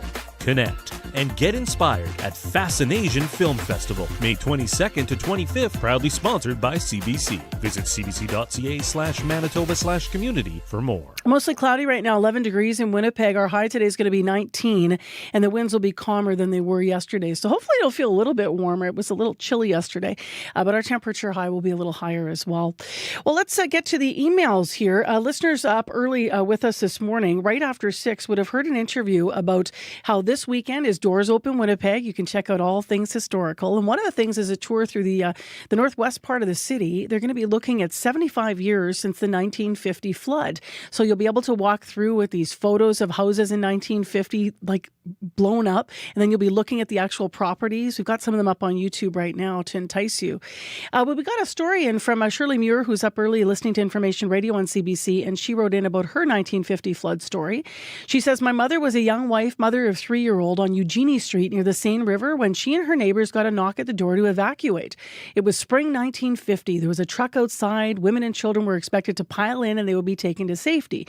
My mother had just spent all her hard-earned money working at Eaton's department store buying this new Ringer washing machine, and she refused to leave until the men on the truck hauled her washing machine up the stairs and into the kitchen and trying to keep it dry. In the end, the water did not reach the house. Meantime, my father was helping his dad save the family business. That was a garage and gas station in that spit of land between the two Norwood bridges that squeeze between the Red and the Assiniboine. So imagine current day, that's where Minnook Denture Clinic is. In the end, she says the garage, that end of Main Street, was all underwater. 1950, imagine, only 5 years, she writes, since the end of World War II, 5 years after that. Many of the men who volunteered and worked to save their homes and businesses were using their military experience to now protect our city. That's a story coming in from the 1950 flood from Shirley Muir. And as I mentioned, Channelie Vidal had a piece this morning about a different anniversary, 150 years of the Islanders landing in Manitoba. And then earlier in the show, 1950, 75 years. So lots of moments to mark. If you want to weigh in on any of the stories you hear, you can reach us a number of ways. Shirley emails radio893@cbc.ca. You can call us, as we always like to remind you, at 788-3205 as well. Well, we have music next on the show, and it's a track that might get us moving on this cloudy morning. As I mentioned, we're hoping for sun, but not likely to get it. These are the East Pointers with Misty Morning.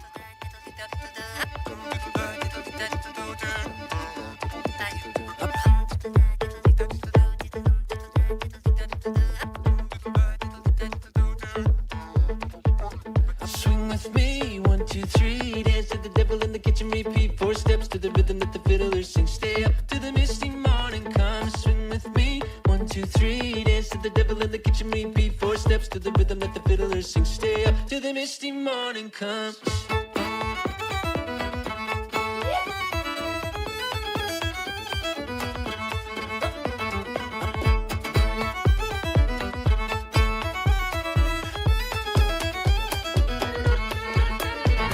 Swing with me, 1, 2, 3. Dance to the devil in the kitchen, repeat 4 steps to the rhythm that the fiddler sings. Stay up to the misty morning come. Swing with me, 1, 2, 3. Dance to the devil in the kitchen, repeat 4 steps to the rhythm that the fiddler sings. Stay up till the misty morning comes.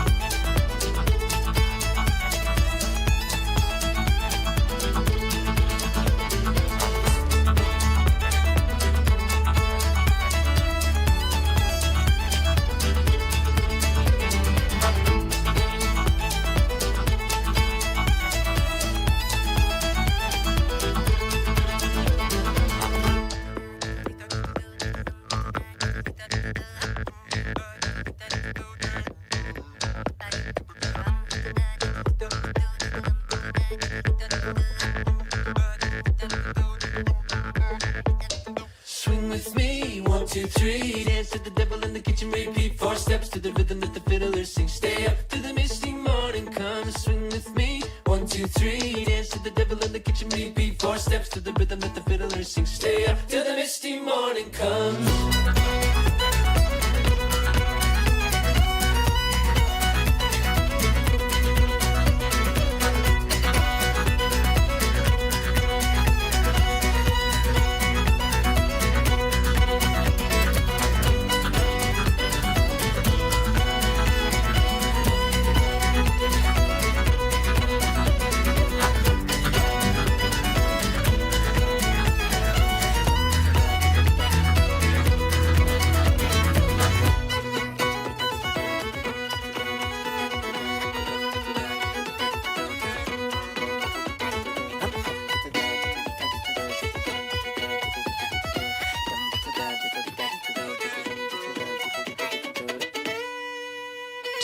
Told you we'd wake you up, right? Isn't that cool? Really modern tune there. Love it.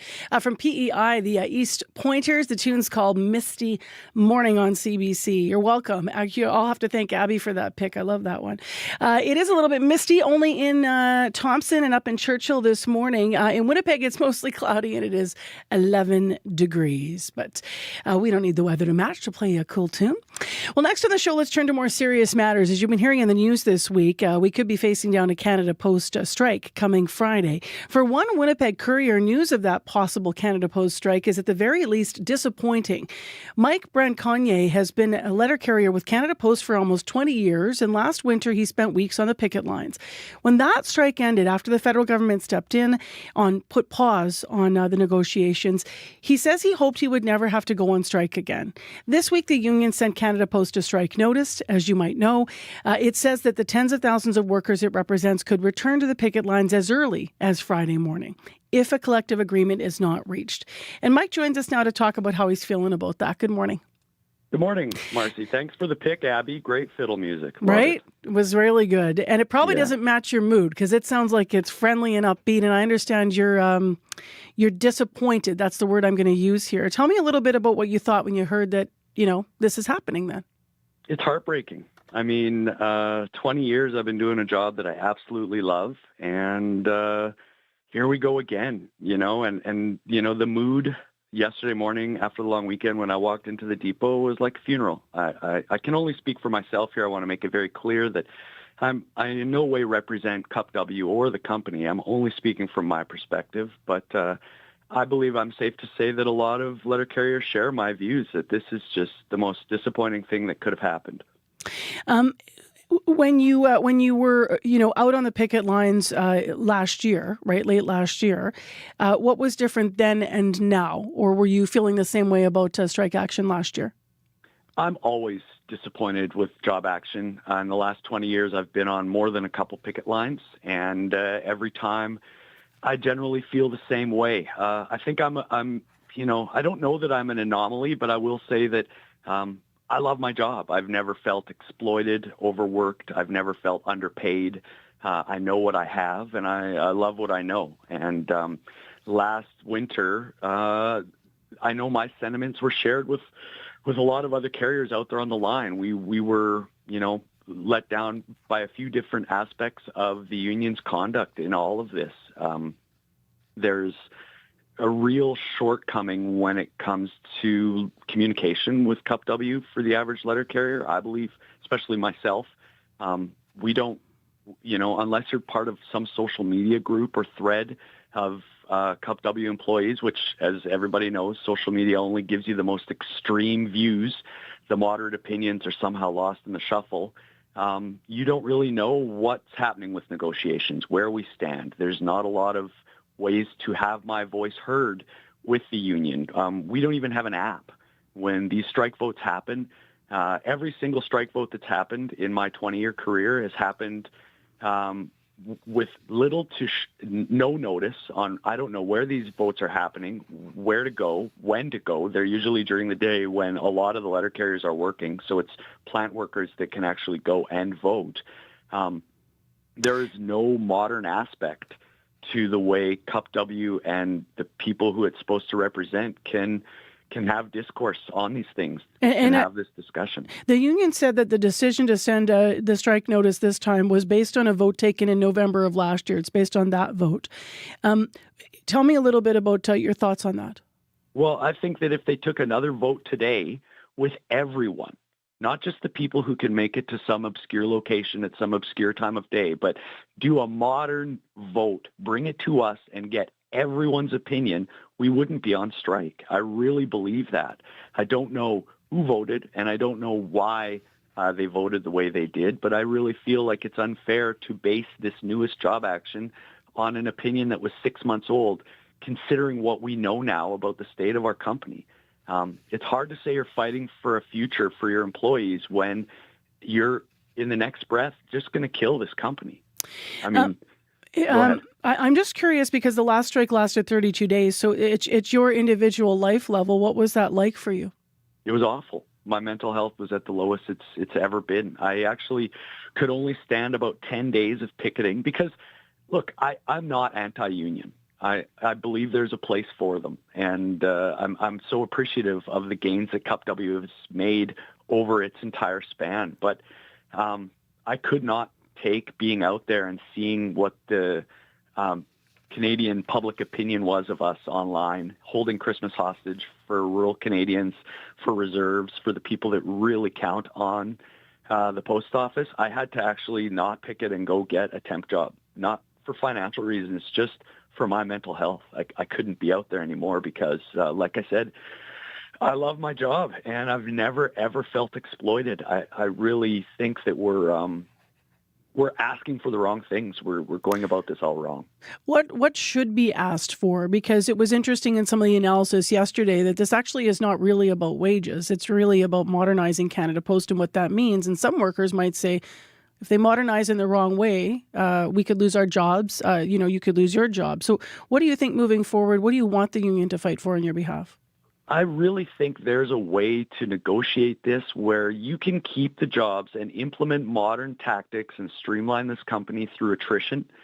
I don't want to sacrifice my paycheck for employees that don't even exist yet. So fighting for future employees, to me, and to a lot of people that I've spoke to, is so silly.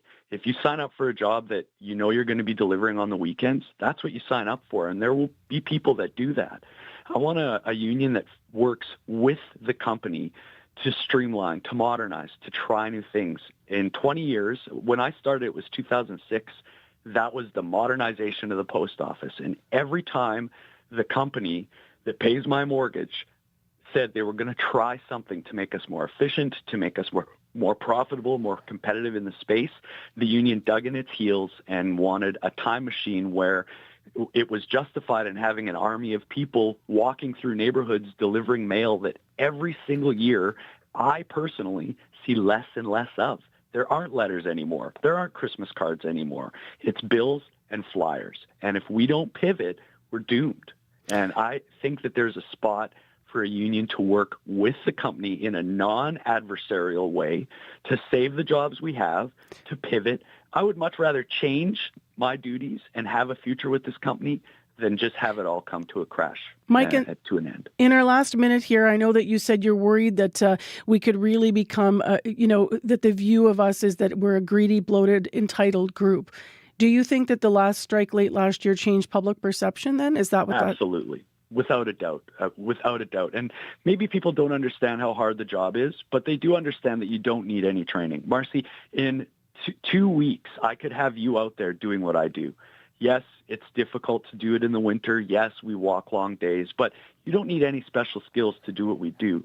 I don't know why they think we need to be paid like doctors and nurses. I think that we could change what we're asking for, work with this company to ensure a future of Canada Post, because post offices all over the world are collapsing, and we're just going to follow that. I've got a statement I'm going to read here to close our story out. Mike, thank you for sharing your perspective. Yeah, you're welcome. Thanks for giving me a voice.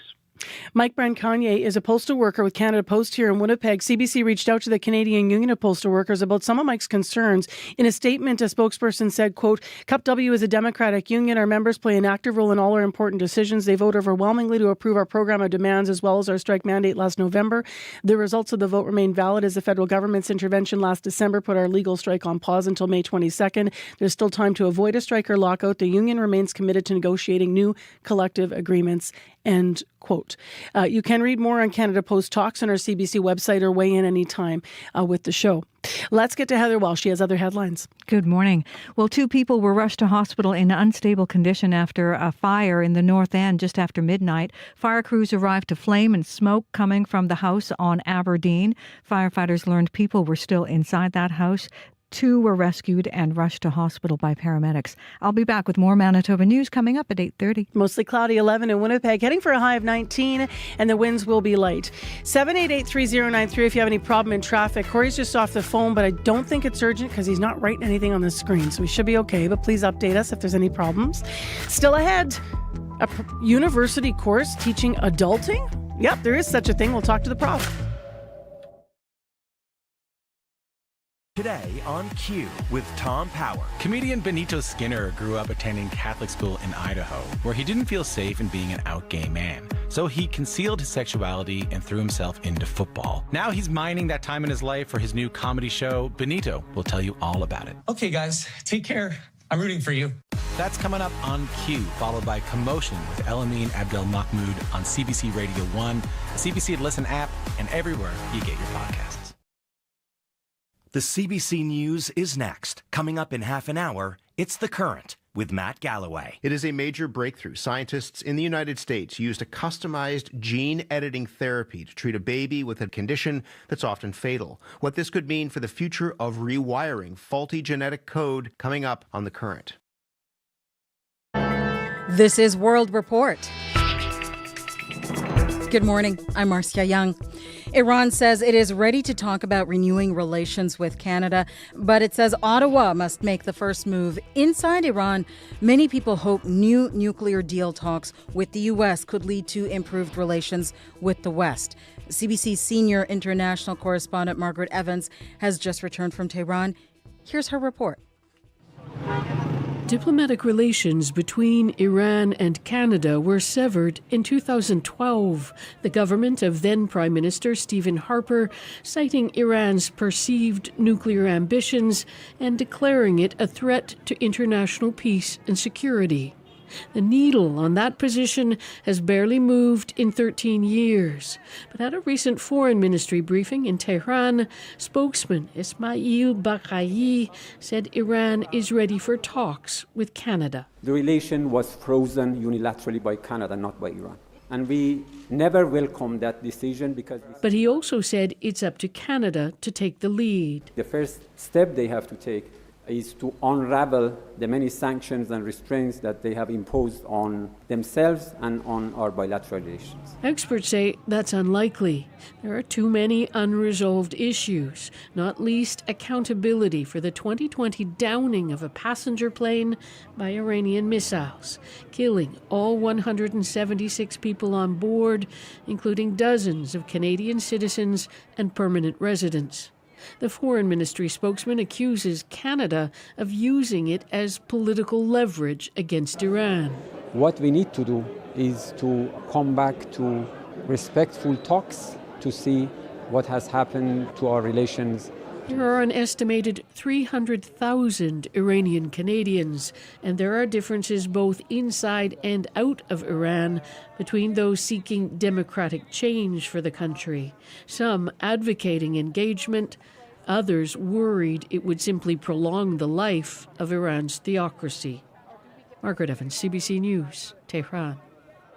You can read more from Margaret Evans on relations between Canada and Iran on our main page, cbc.ca. Politicians from some of the most influential economies in the world are meeting in Banff, Alberta. The Group of 7 Finance Ministers Summit is usually a friendly affair, and it looks like they're trying to keep it that way. The contentious issue of U.S. tariffs is not on the official agenda, but as Anis Haidari reports, that does not mean it won't come up.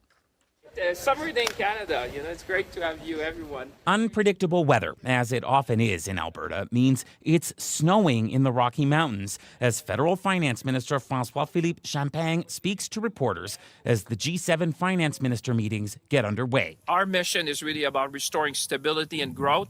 We're going to be talking about a number of things. That number of things, notably, does not include tariffs, at least not officially. What is on the agenda? Economic resilience, growth policies, and some discussion of a well-functioning global trade system. Well, what we want to do during this meeting is really to get unity behind the kind of policy that will restore stability and growth. What has not happened before is that world trade will be discussed at a finance ministers' meeting. Peter Beam was a senior Canadian advisor at 6 previous G7 summits. He says tariffs have definitely influenced the topics at this gathering.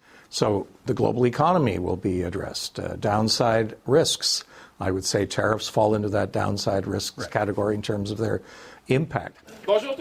This G7 meeting is not just about group discussions, though. Canada's finance minister is also expected to meet with his counterparts from other nations one-on-one through the coming days. Anis Haidari, CBC News, Banff. While G7 finance ministers work to ease relations, Quebec's culture minister is about to do something that could inflame tensions between Canada and the U.S. He's tabling a provincial bill later today, and Cathy Sené tells us digital platforms will be required to add more francophone content and make it more accessible. Mais il me semble que c'est le fun quand on ouvre une plateforme comme celle-là. I want people to go on a digital platform and feel they're at home in Quebec and they can choose what they want. Quebec's culture minister Mathieu Lacombe came up with the bill after holding consultations and receiving the report of experts on the issue. In an exclusive interview with Radio-Canada, he says he's ready to move forward. La présence de contenu original francophone. For the first time in Quebec, a future law is set to impose quotas to digital platforms such as Netflix, Disney, Amazon Prime, Apple Music, and Spotify for original francophone content. Comme d'autres États ailleurs dans le monde, et quand on voit que ça fonctionne. There are other countries, for example, in the European Union, that put in place similar laws, and it does work. According to the culture minister, only 8.5% of the music people listen to annually in Quebec is in French. He feels he has the duty to try to reverse the situation for younger generation that consumes more English content online. Et on doit surtout pas craindre, je pense, la réaction des États-Unis. And for that, we should not fear the reaction of the United States. The U.S. Trade Representative's office has already identified Quebec's language laws as an area of concern. Cathy Sené, CBC News, Quebec City. Israel's former prime minister is encouraging international allies to keep talking about Gaza and to keep up the pressure on Israel's current government to end the aid blockade. Ehud Olmert was prime minister from 2006 to 2009. He spoke to the BBC. I entirely understand what motivates the British government to express the discontent and the discomfort of what happens in Gaza. Carry on the political condemnation as much as you can and as powerful as you can, but don't punish the Israeli citizens with economic sanctions. The United Kingdom, France, and Canada have all threatened to level sanctions if Israel does not stop a renewed military offensive in Gaza and lift aid restrictions. South African President Cyril Ramaphosa is visiting the White House today. And in a meeting with U.S. President Donald Trump, allegations of discrimination are expected to come up. Trump has accused the South African government of mistreating a white minority group, something Ramaphosa says is a mischaracterization of his country, and he hopes to correct that. Richard Madden is following the story from Washington. And Richard, tell us more about what brought us to this point. Yeah, tensions between these two countries are at an all-time high. President Trump's accusations against the South African government of committing genocide against its minority white Afrikaner farmers. These are mostly descendants of Dutch settlers who arrived there back in the 1600s. Now, Trump says they're being slaughtered and forced off their land under a controversial expropriation law signed by South Africa's President Cyril Ramaphosa. And just last week, Trump said this. We see there's a genocide going on, so if it's a genocide, That's terrible, and I happen to believe it could very well be. South Africa is out of control. So we've made a home, and we'll make a home for other people that are treated badly, no matter what their color. Now, President Ramaphosa has repeatedly denied those claims that are being further amplified by Trump's ally and South African-born billionaire Elon Musk. The White House has since cut off all foreign aid to that country and recently flew in some 50 Afrikaners to the U.S. as refugees. And fueling tensions, South Africa's ambassador was recently booted from the U.S. for calling Trump a white supremacist. So today's meeting comes with a lot of political baggage. What are we expecting to come out of this meeting? Yeah, so the goal for South Africa is to reset the relationship and avoid a Zelensky-style confrontation in the Oval Office. President Ramaphosa is known to be a good negotiator, but Trump is known to be unpredictable in front of the cameras. Thank you, Richard. Pleasure. The CBC's Richard Madden reporting from Washington. A book called Heartlamp is this year's winner of the International Booker Prize for Fiction. It is a collection of 12 short stories following the everyday struggles of women in southern India, and it was written by Banu Mushtaq. This book was born from the belief that no story is ever small, that in the tapestry of human experience, every thread holds the weight of the whole. The prize is shared with her translator, Deepa Basti. It is the first time the award has been given to a collection of short stories. The International Booker Prize is worth £50,000, about 93,000 Canadian dollars. The Booker Prize for English language fiction will be handed out in the fall. And that is the latest national and international news from World Report. For News Anytime, cbcnews.ca. And if you enjoy listening to the World Report podcast, please follow us and tell a friend.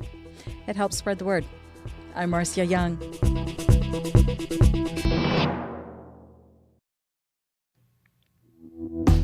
Good morning, Manitoba. I'm Marcy Marcusa. Cloudy in downtown Winnipeg. You're on CBC 89.3 FM, 990 AM on that app and on YouTube. Weather in a moment, and then we're going to talk about adulting. So who taught you? What did you learn after becoming an adult? Did you teach yourself some things you weren't taught when you were younger? We're asking about that on Facebook this morning, and the thread from listeners who are up early looks like this. It's full of financial information. People saying they had to teach themselves a lot about finances. Also, Judy Herskovich writing in how to make smart decisions. Tim Diedrich saying how expensive it is. We have Tim Stevenson saying, I learned to resist the snooze button. Your employer's only going to call once. And Jane Hebden saying pretty much everything. Years ago, it was being thrown from the frying pan into the fire education method. So what do some young people in Manitoba have to say about that? We're going to hear from them this half hour, and then we're going to talk to a professor who teaches Adulting 101. We'll find out more about what she talks about in her class. Really, really interesting subject. We have some listener lines to play as well. Right now, Heather Wells is here with other developing news and stories with our CBC headlines. Well, a huge loss for Wildwood Community Club and Winnipeg's cross-country ski community. Thieves stole tens of thousands of specialized ski grooming equipment over the weekend. We'll hear more about that. And a municipality impacted by Manitoba's largest wildfire started letting some people return last night. It's estimated about 1,000 people in the Arm of Alexander were forced out by the massive fire at Bird River. About a third are being allowed back. I'll be back with more Manitoba news at 8:30. Thank you, Heather. You're welcome. Well, while we're talking fires, I'll give you the update here. The Whiteshell fire remains out of control. Park is still closed, mostly still on the Ontario side, the 32,000 hectare fire, but 1,600 on the Manitoba side. Nopaping Bird River, just to reiterate what Heather said, that's the Arm of Alexander. So some people were let back in. However, other evacuation orders remain in effect, so make sure you check and you're clear about it. Crews from BC and Alberta continue to work there. Lac du Bonnet fire no longer considered out of control. Some residents have been permitted to return last night. Other evacuations still in place. Hydro's reestablishing power. Apparently 200 hydro poles were destroyed in that fire in the Arm of Lac du Bonnet. And then Cranberry Portage, fire there now out of control in the Arm of Kelsey. Now, Manitoba Wildfire Service is being helped by water bombers, helicopters and buckets, ground crews. They held the perimeter of the wildfire at around 30 hectares, and that was the latest report from late yesterday. So efforts will be continuing in that area of Manitoba as well. So we do still need rain. We have some of it in some parts of the province. Actually, you had a listener write into you from up around Dauphin, I think. Yes, due to that rain still, we're tracking it in the Brandon area, and it's also getting to the Turtle Mountain area where I got that note from Deb Bush. It says it's still raining here in the Turtle Mountains. When will it stop? Should we build an ark?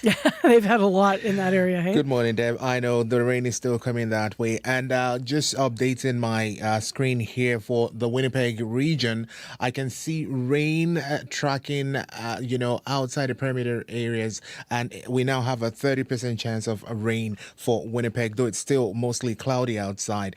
Temperatures will climb to 19 degrees. We'll see gentle breeze drifting from the east, just enough to keep things fresh. And then this evening, those clouds will slowly begin to move out, making a way for clear skies overnight, where we'll see cooler temperatures around 5 degrees. Around the province, 8 to 11 degrees we're seeing. Rain in Brandon, as mentioned. Up north, we're seeing 8 to 10 degrees in Flin Flon, the Park, Thompson, while Churchill is still stuck with the misty conditions at -3. But right now, 11 in Winnipeg. We will get close to 20, and there's a slim chance of rain, though it's just around us on the perimeter axis. Okay, thanks, Abby. Thank you. With the morning commute news, here's Corey. Yeah, northbound Pembina. I just got a call from Charles. There's a stalled car in the middle lane right around McGilvery and Oakenwald. So keep left or right to get around that. Also, further up on northbound Pembina, actually, Abby was telling me about it, that you lose your two left lanes between Chancellor and Plaza, and that's made things really, really, really slow on northbound Pembina. So just heads up there. I'm sure if you haven't been there already, you're well aware if you've driven through there. So that is due to construction. But if you see anything else going on out there, that's really the only major issues. Louise Bridge is going to be closed starting Friday to Sunday or so for construction. So heads up there. If you see anything else going on, though, give me a call, 204-788-3093.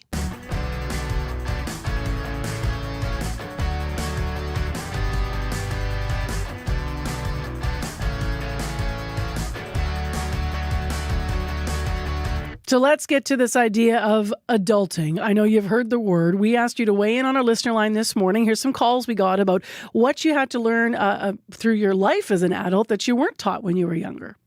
My name is Lynn, and the thing that I learned as an adult that I was never really taught as a teenager was how to do stuff efficiently. Like, I knew how to go grocery shopping, but I didn't really understand you should buy more of something that's on sale and put it in your freezer. Hi, it's Shane Nestrup. After I grew up and was on my own, the one thing most important that I learned was that politics are and politicians are not to be trusted unless you watch them carefully and keep on their backs. Just because without watching, they get away with all sorts of stuff. Oh, good morning. I would say that there were a couple of things, actually. One was how to make a good cup of coffee. Second is about banking and how important it is to understand how banks work and all your finances. And the value of learning what it means to take out loans and how important it is to pay them off quickly to avoid interest. Really interesting calls. We also have a number of comments. A lot of people bringing up, yes, financial issues. Others saying they learned self-awareness or how to keep up with chores, that the what's for dinner question would never end. Well, let's hear from some young people before our next guest. Jim Agapito, if you missed this last hour from CBC, also headed over to the University of Manitoba to talk to some students there about adulting. When you hear the term adulting, that term, what comes to mind? I'm assuming it means becoming an adult, I think. So after you graduate university, do you think you're going to be prepared for life? No, I don't think so. My name's Nick Stewart. I'm 20 years old. I'm wondering, when you see your peers around here, do you think that they're prepared for adulting after university? You're smiling. I'm curious. Fair few of them probably not, but I don't know. They live with their parents right now still, so I think that's a big difference. I live by myself, so just having that experience definitely helps me out a lot. So my name is Michaela Tahu, and I'm 21. Like, social media helps lots today. Like, seeing TikToks and things like that. There's like all those videos on cleaning and cooking. I just really like romanticizes the idea of that lifestyle for young adults. Karen Arnold is with us via Zoom Live. She's actually a professor of higher education at Boston University, and she teaches a course called Adulting 101. Good morning. Good morning. Well, and I am actually at Boston College. Oh, pardon me. University. Pardon me, was given wrong information there. You've taught this for a number of years. I'm wondering what you think about what you heard from the Manitoba students there and from some of the folks that called in. What are your thoughts as you were listening there? I think they are echoing my students who are in their last year of undergraduate study at university. And it's two, to my mind, fairly distinct buckets. One is, how do I change a tire? How do I pay a credit card? Those kinds of skills that somehow most of us figure out, although sometimes with some penalties. The other piece is about, am I the kind of person who doesn't put on the snooze alarm and gets up for work? How do I make decisions? What about self-awareness? And that's kind of the psychology and the maturity of becoming an adult, which my class centers on and is the kind of framework for those skills. What really does it mean to be an adult? Take responsibility for yourself and take in, but not rule your life according to what everybody and social media and your parents say you should do and care about and what counts. TikTok got brought up here. A lot of people learning skills on TikTok. Helpful or harmful? Social media is quite the double-edged sword. So it's extremely helpful. If you want to know how to fix a leaky faucet, you can figure out anything by going to social media. If, however, you are figuring out what it means to be an adult, what counts, who you are according to that, that's a real trap. So the consumerist cultural messages and the trendy kind of part, you need to be careful. That's exactly what adults need to do to decide what matters to you. The skills part, all over it.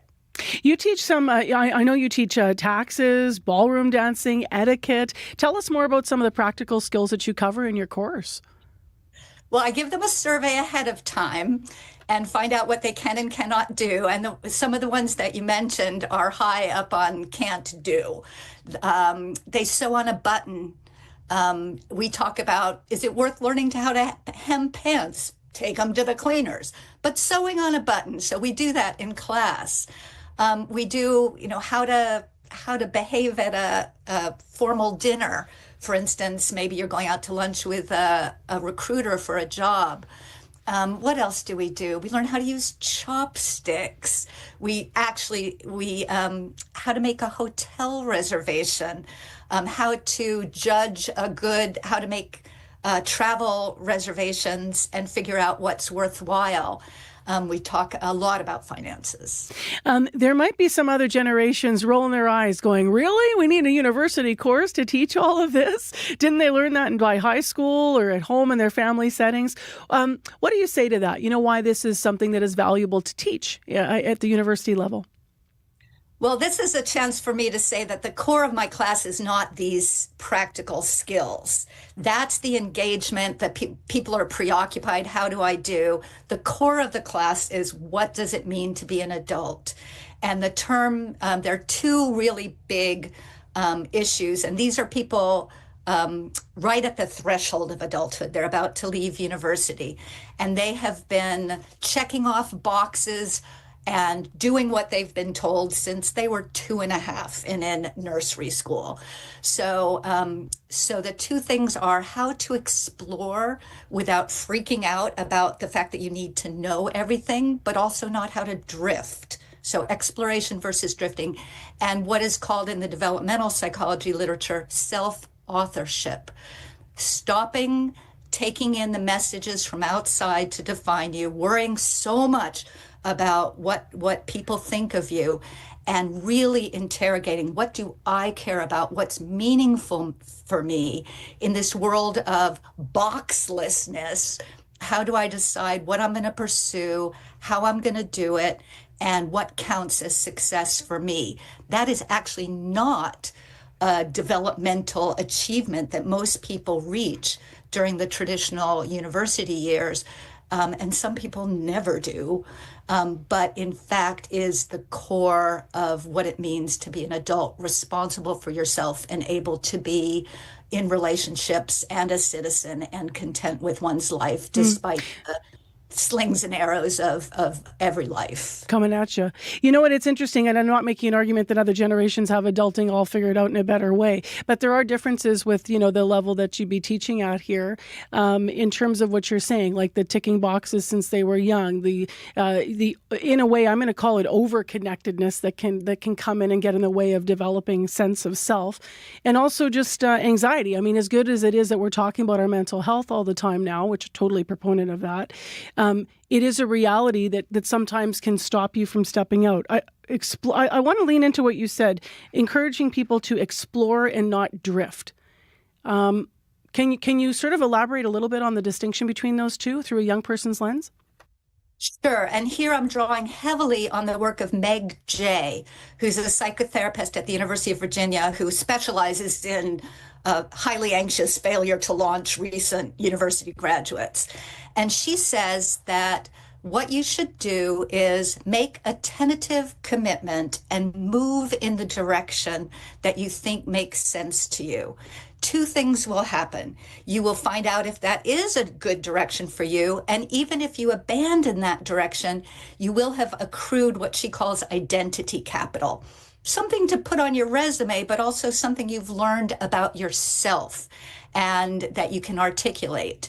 And so drifting would be, these are my 20s, I'm just going to have fun, I'll get serious in my 30s, I'll take what I call a pizza job, hang out with my friends, prolong university, versus, I think I really might like, arts administration.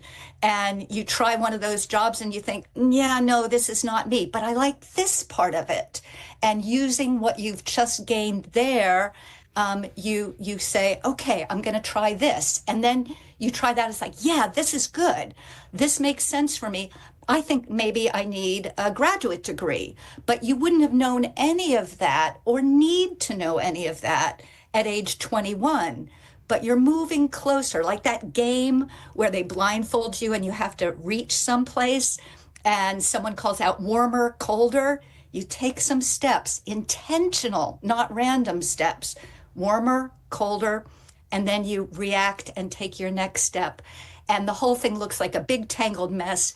But when you look back, it's a coherent pathway that you have formed by not foreclosing and committing and knowing exactly what's going to go on, which freaks out anybody, but in paying attention to experience and taking those intentional steps along the way. Well, I'll tell you what, we mentioned this and people called right away. So it's obviously a topic that a lot of people are leaning into. And with this generation, obviously something that I heard you always have a wait list for your course. So obviously there's huge interest in it. Thank you, Karen, for opening the discussion for us. Really interesting to have you on the show. Thank you very much. I wish everybody luck in their adulting. That's Karen Arnold. She's a professor at Boston College. I'm going to make sure that I get that right. Yes, Boston College. And she has been teaching adulting there for 9 years. If you want to weigh in on the listener line, I'm also curious because in every family, there's going to be a different view of this, right? Because this is about finding yourself, finding your way and not being exposed to sort of you should do what you're hearing, whether that's from your family or from societal, streams or pressures or whatever. So what are all of your thoughts on this adulting topic? If you're a young person, especially love to hear from you. But if you are someone that wants to weigh in on what you learned along the way versus being taught when you were younger, you can weigh in that way too. 788-3205 is our listener line. And the Facebook page is Marcy Marcusa. It's my page, but it does during the show act for engagement with the listeners. So you can write to us there.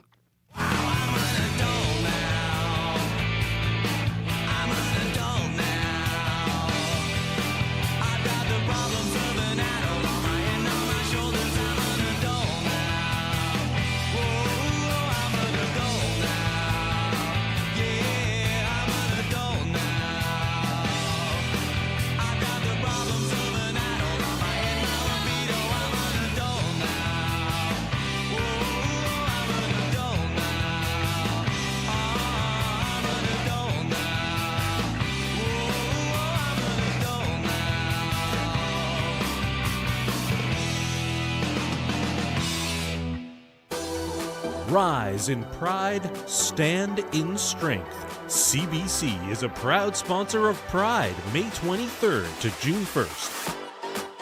Join CBC at the annual Pride Parade and be sure to show your pride at this year's festival by downloading the Pride Winnipeg app to get the most out of your Pride experience. Rise together in unity at Pride Winnipeg. Visit cbc.ca/Manitoba/community for details. It is 8:28 a.m. We've had a pretty good morning on the commute this morning so far, and weather-wise, not too bad out there. A high of 19 degrees. It'll stay cloudy, but winds will be calm. Right now we're at 11. We've been there all morning long.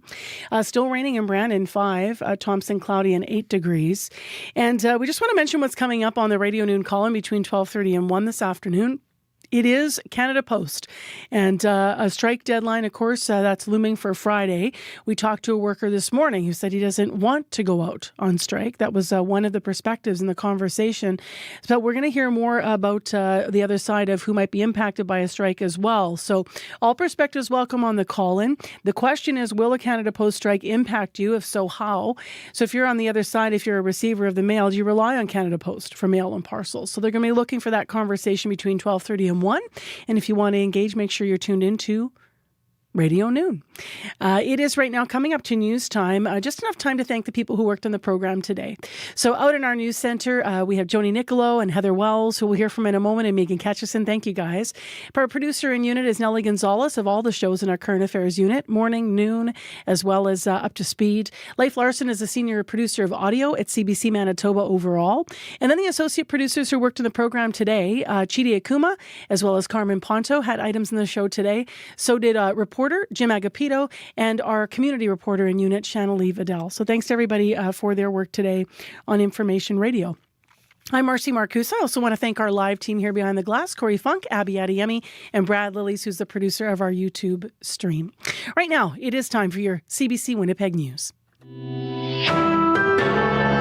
This is CBC News.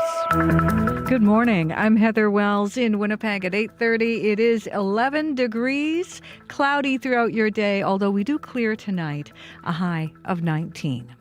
Shock at Wildwood Community Club as volunteers discovered someone had stolen all their ski grooming equipment.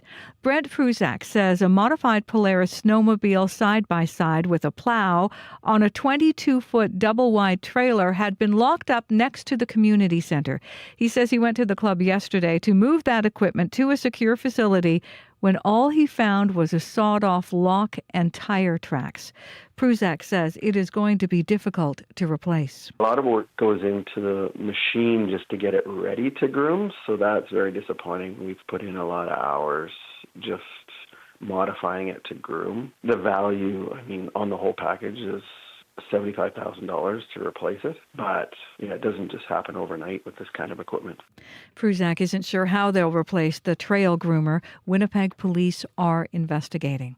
2 people were rushed to hospital in unstable condition after a North End house fire just after midnight. Fire crews arrived to flames and smoke coming from that house in the 300 block of Aberdeen.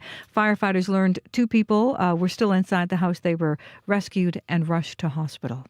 Some people forced from homes and cottages by the massive Bird River fire are being allowed to return. The RM of Alexander gave them the green light yesterday evening.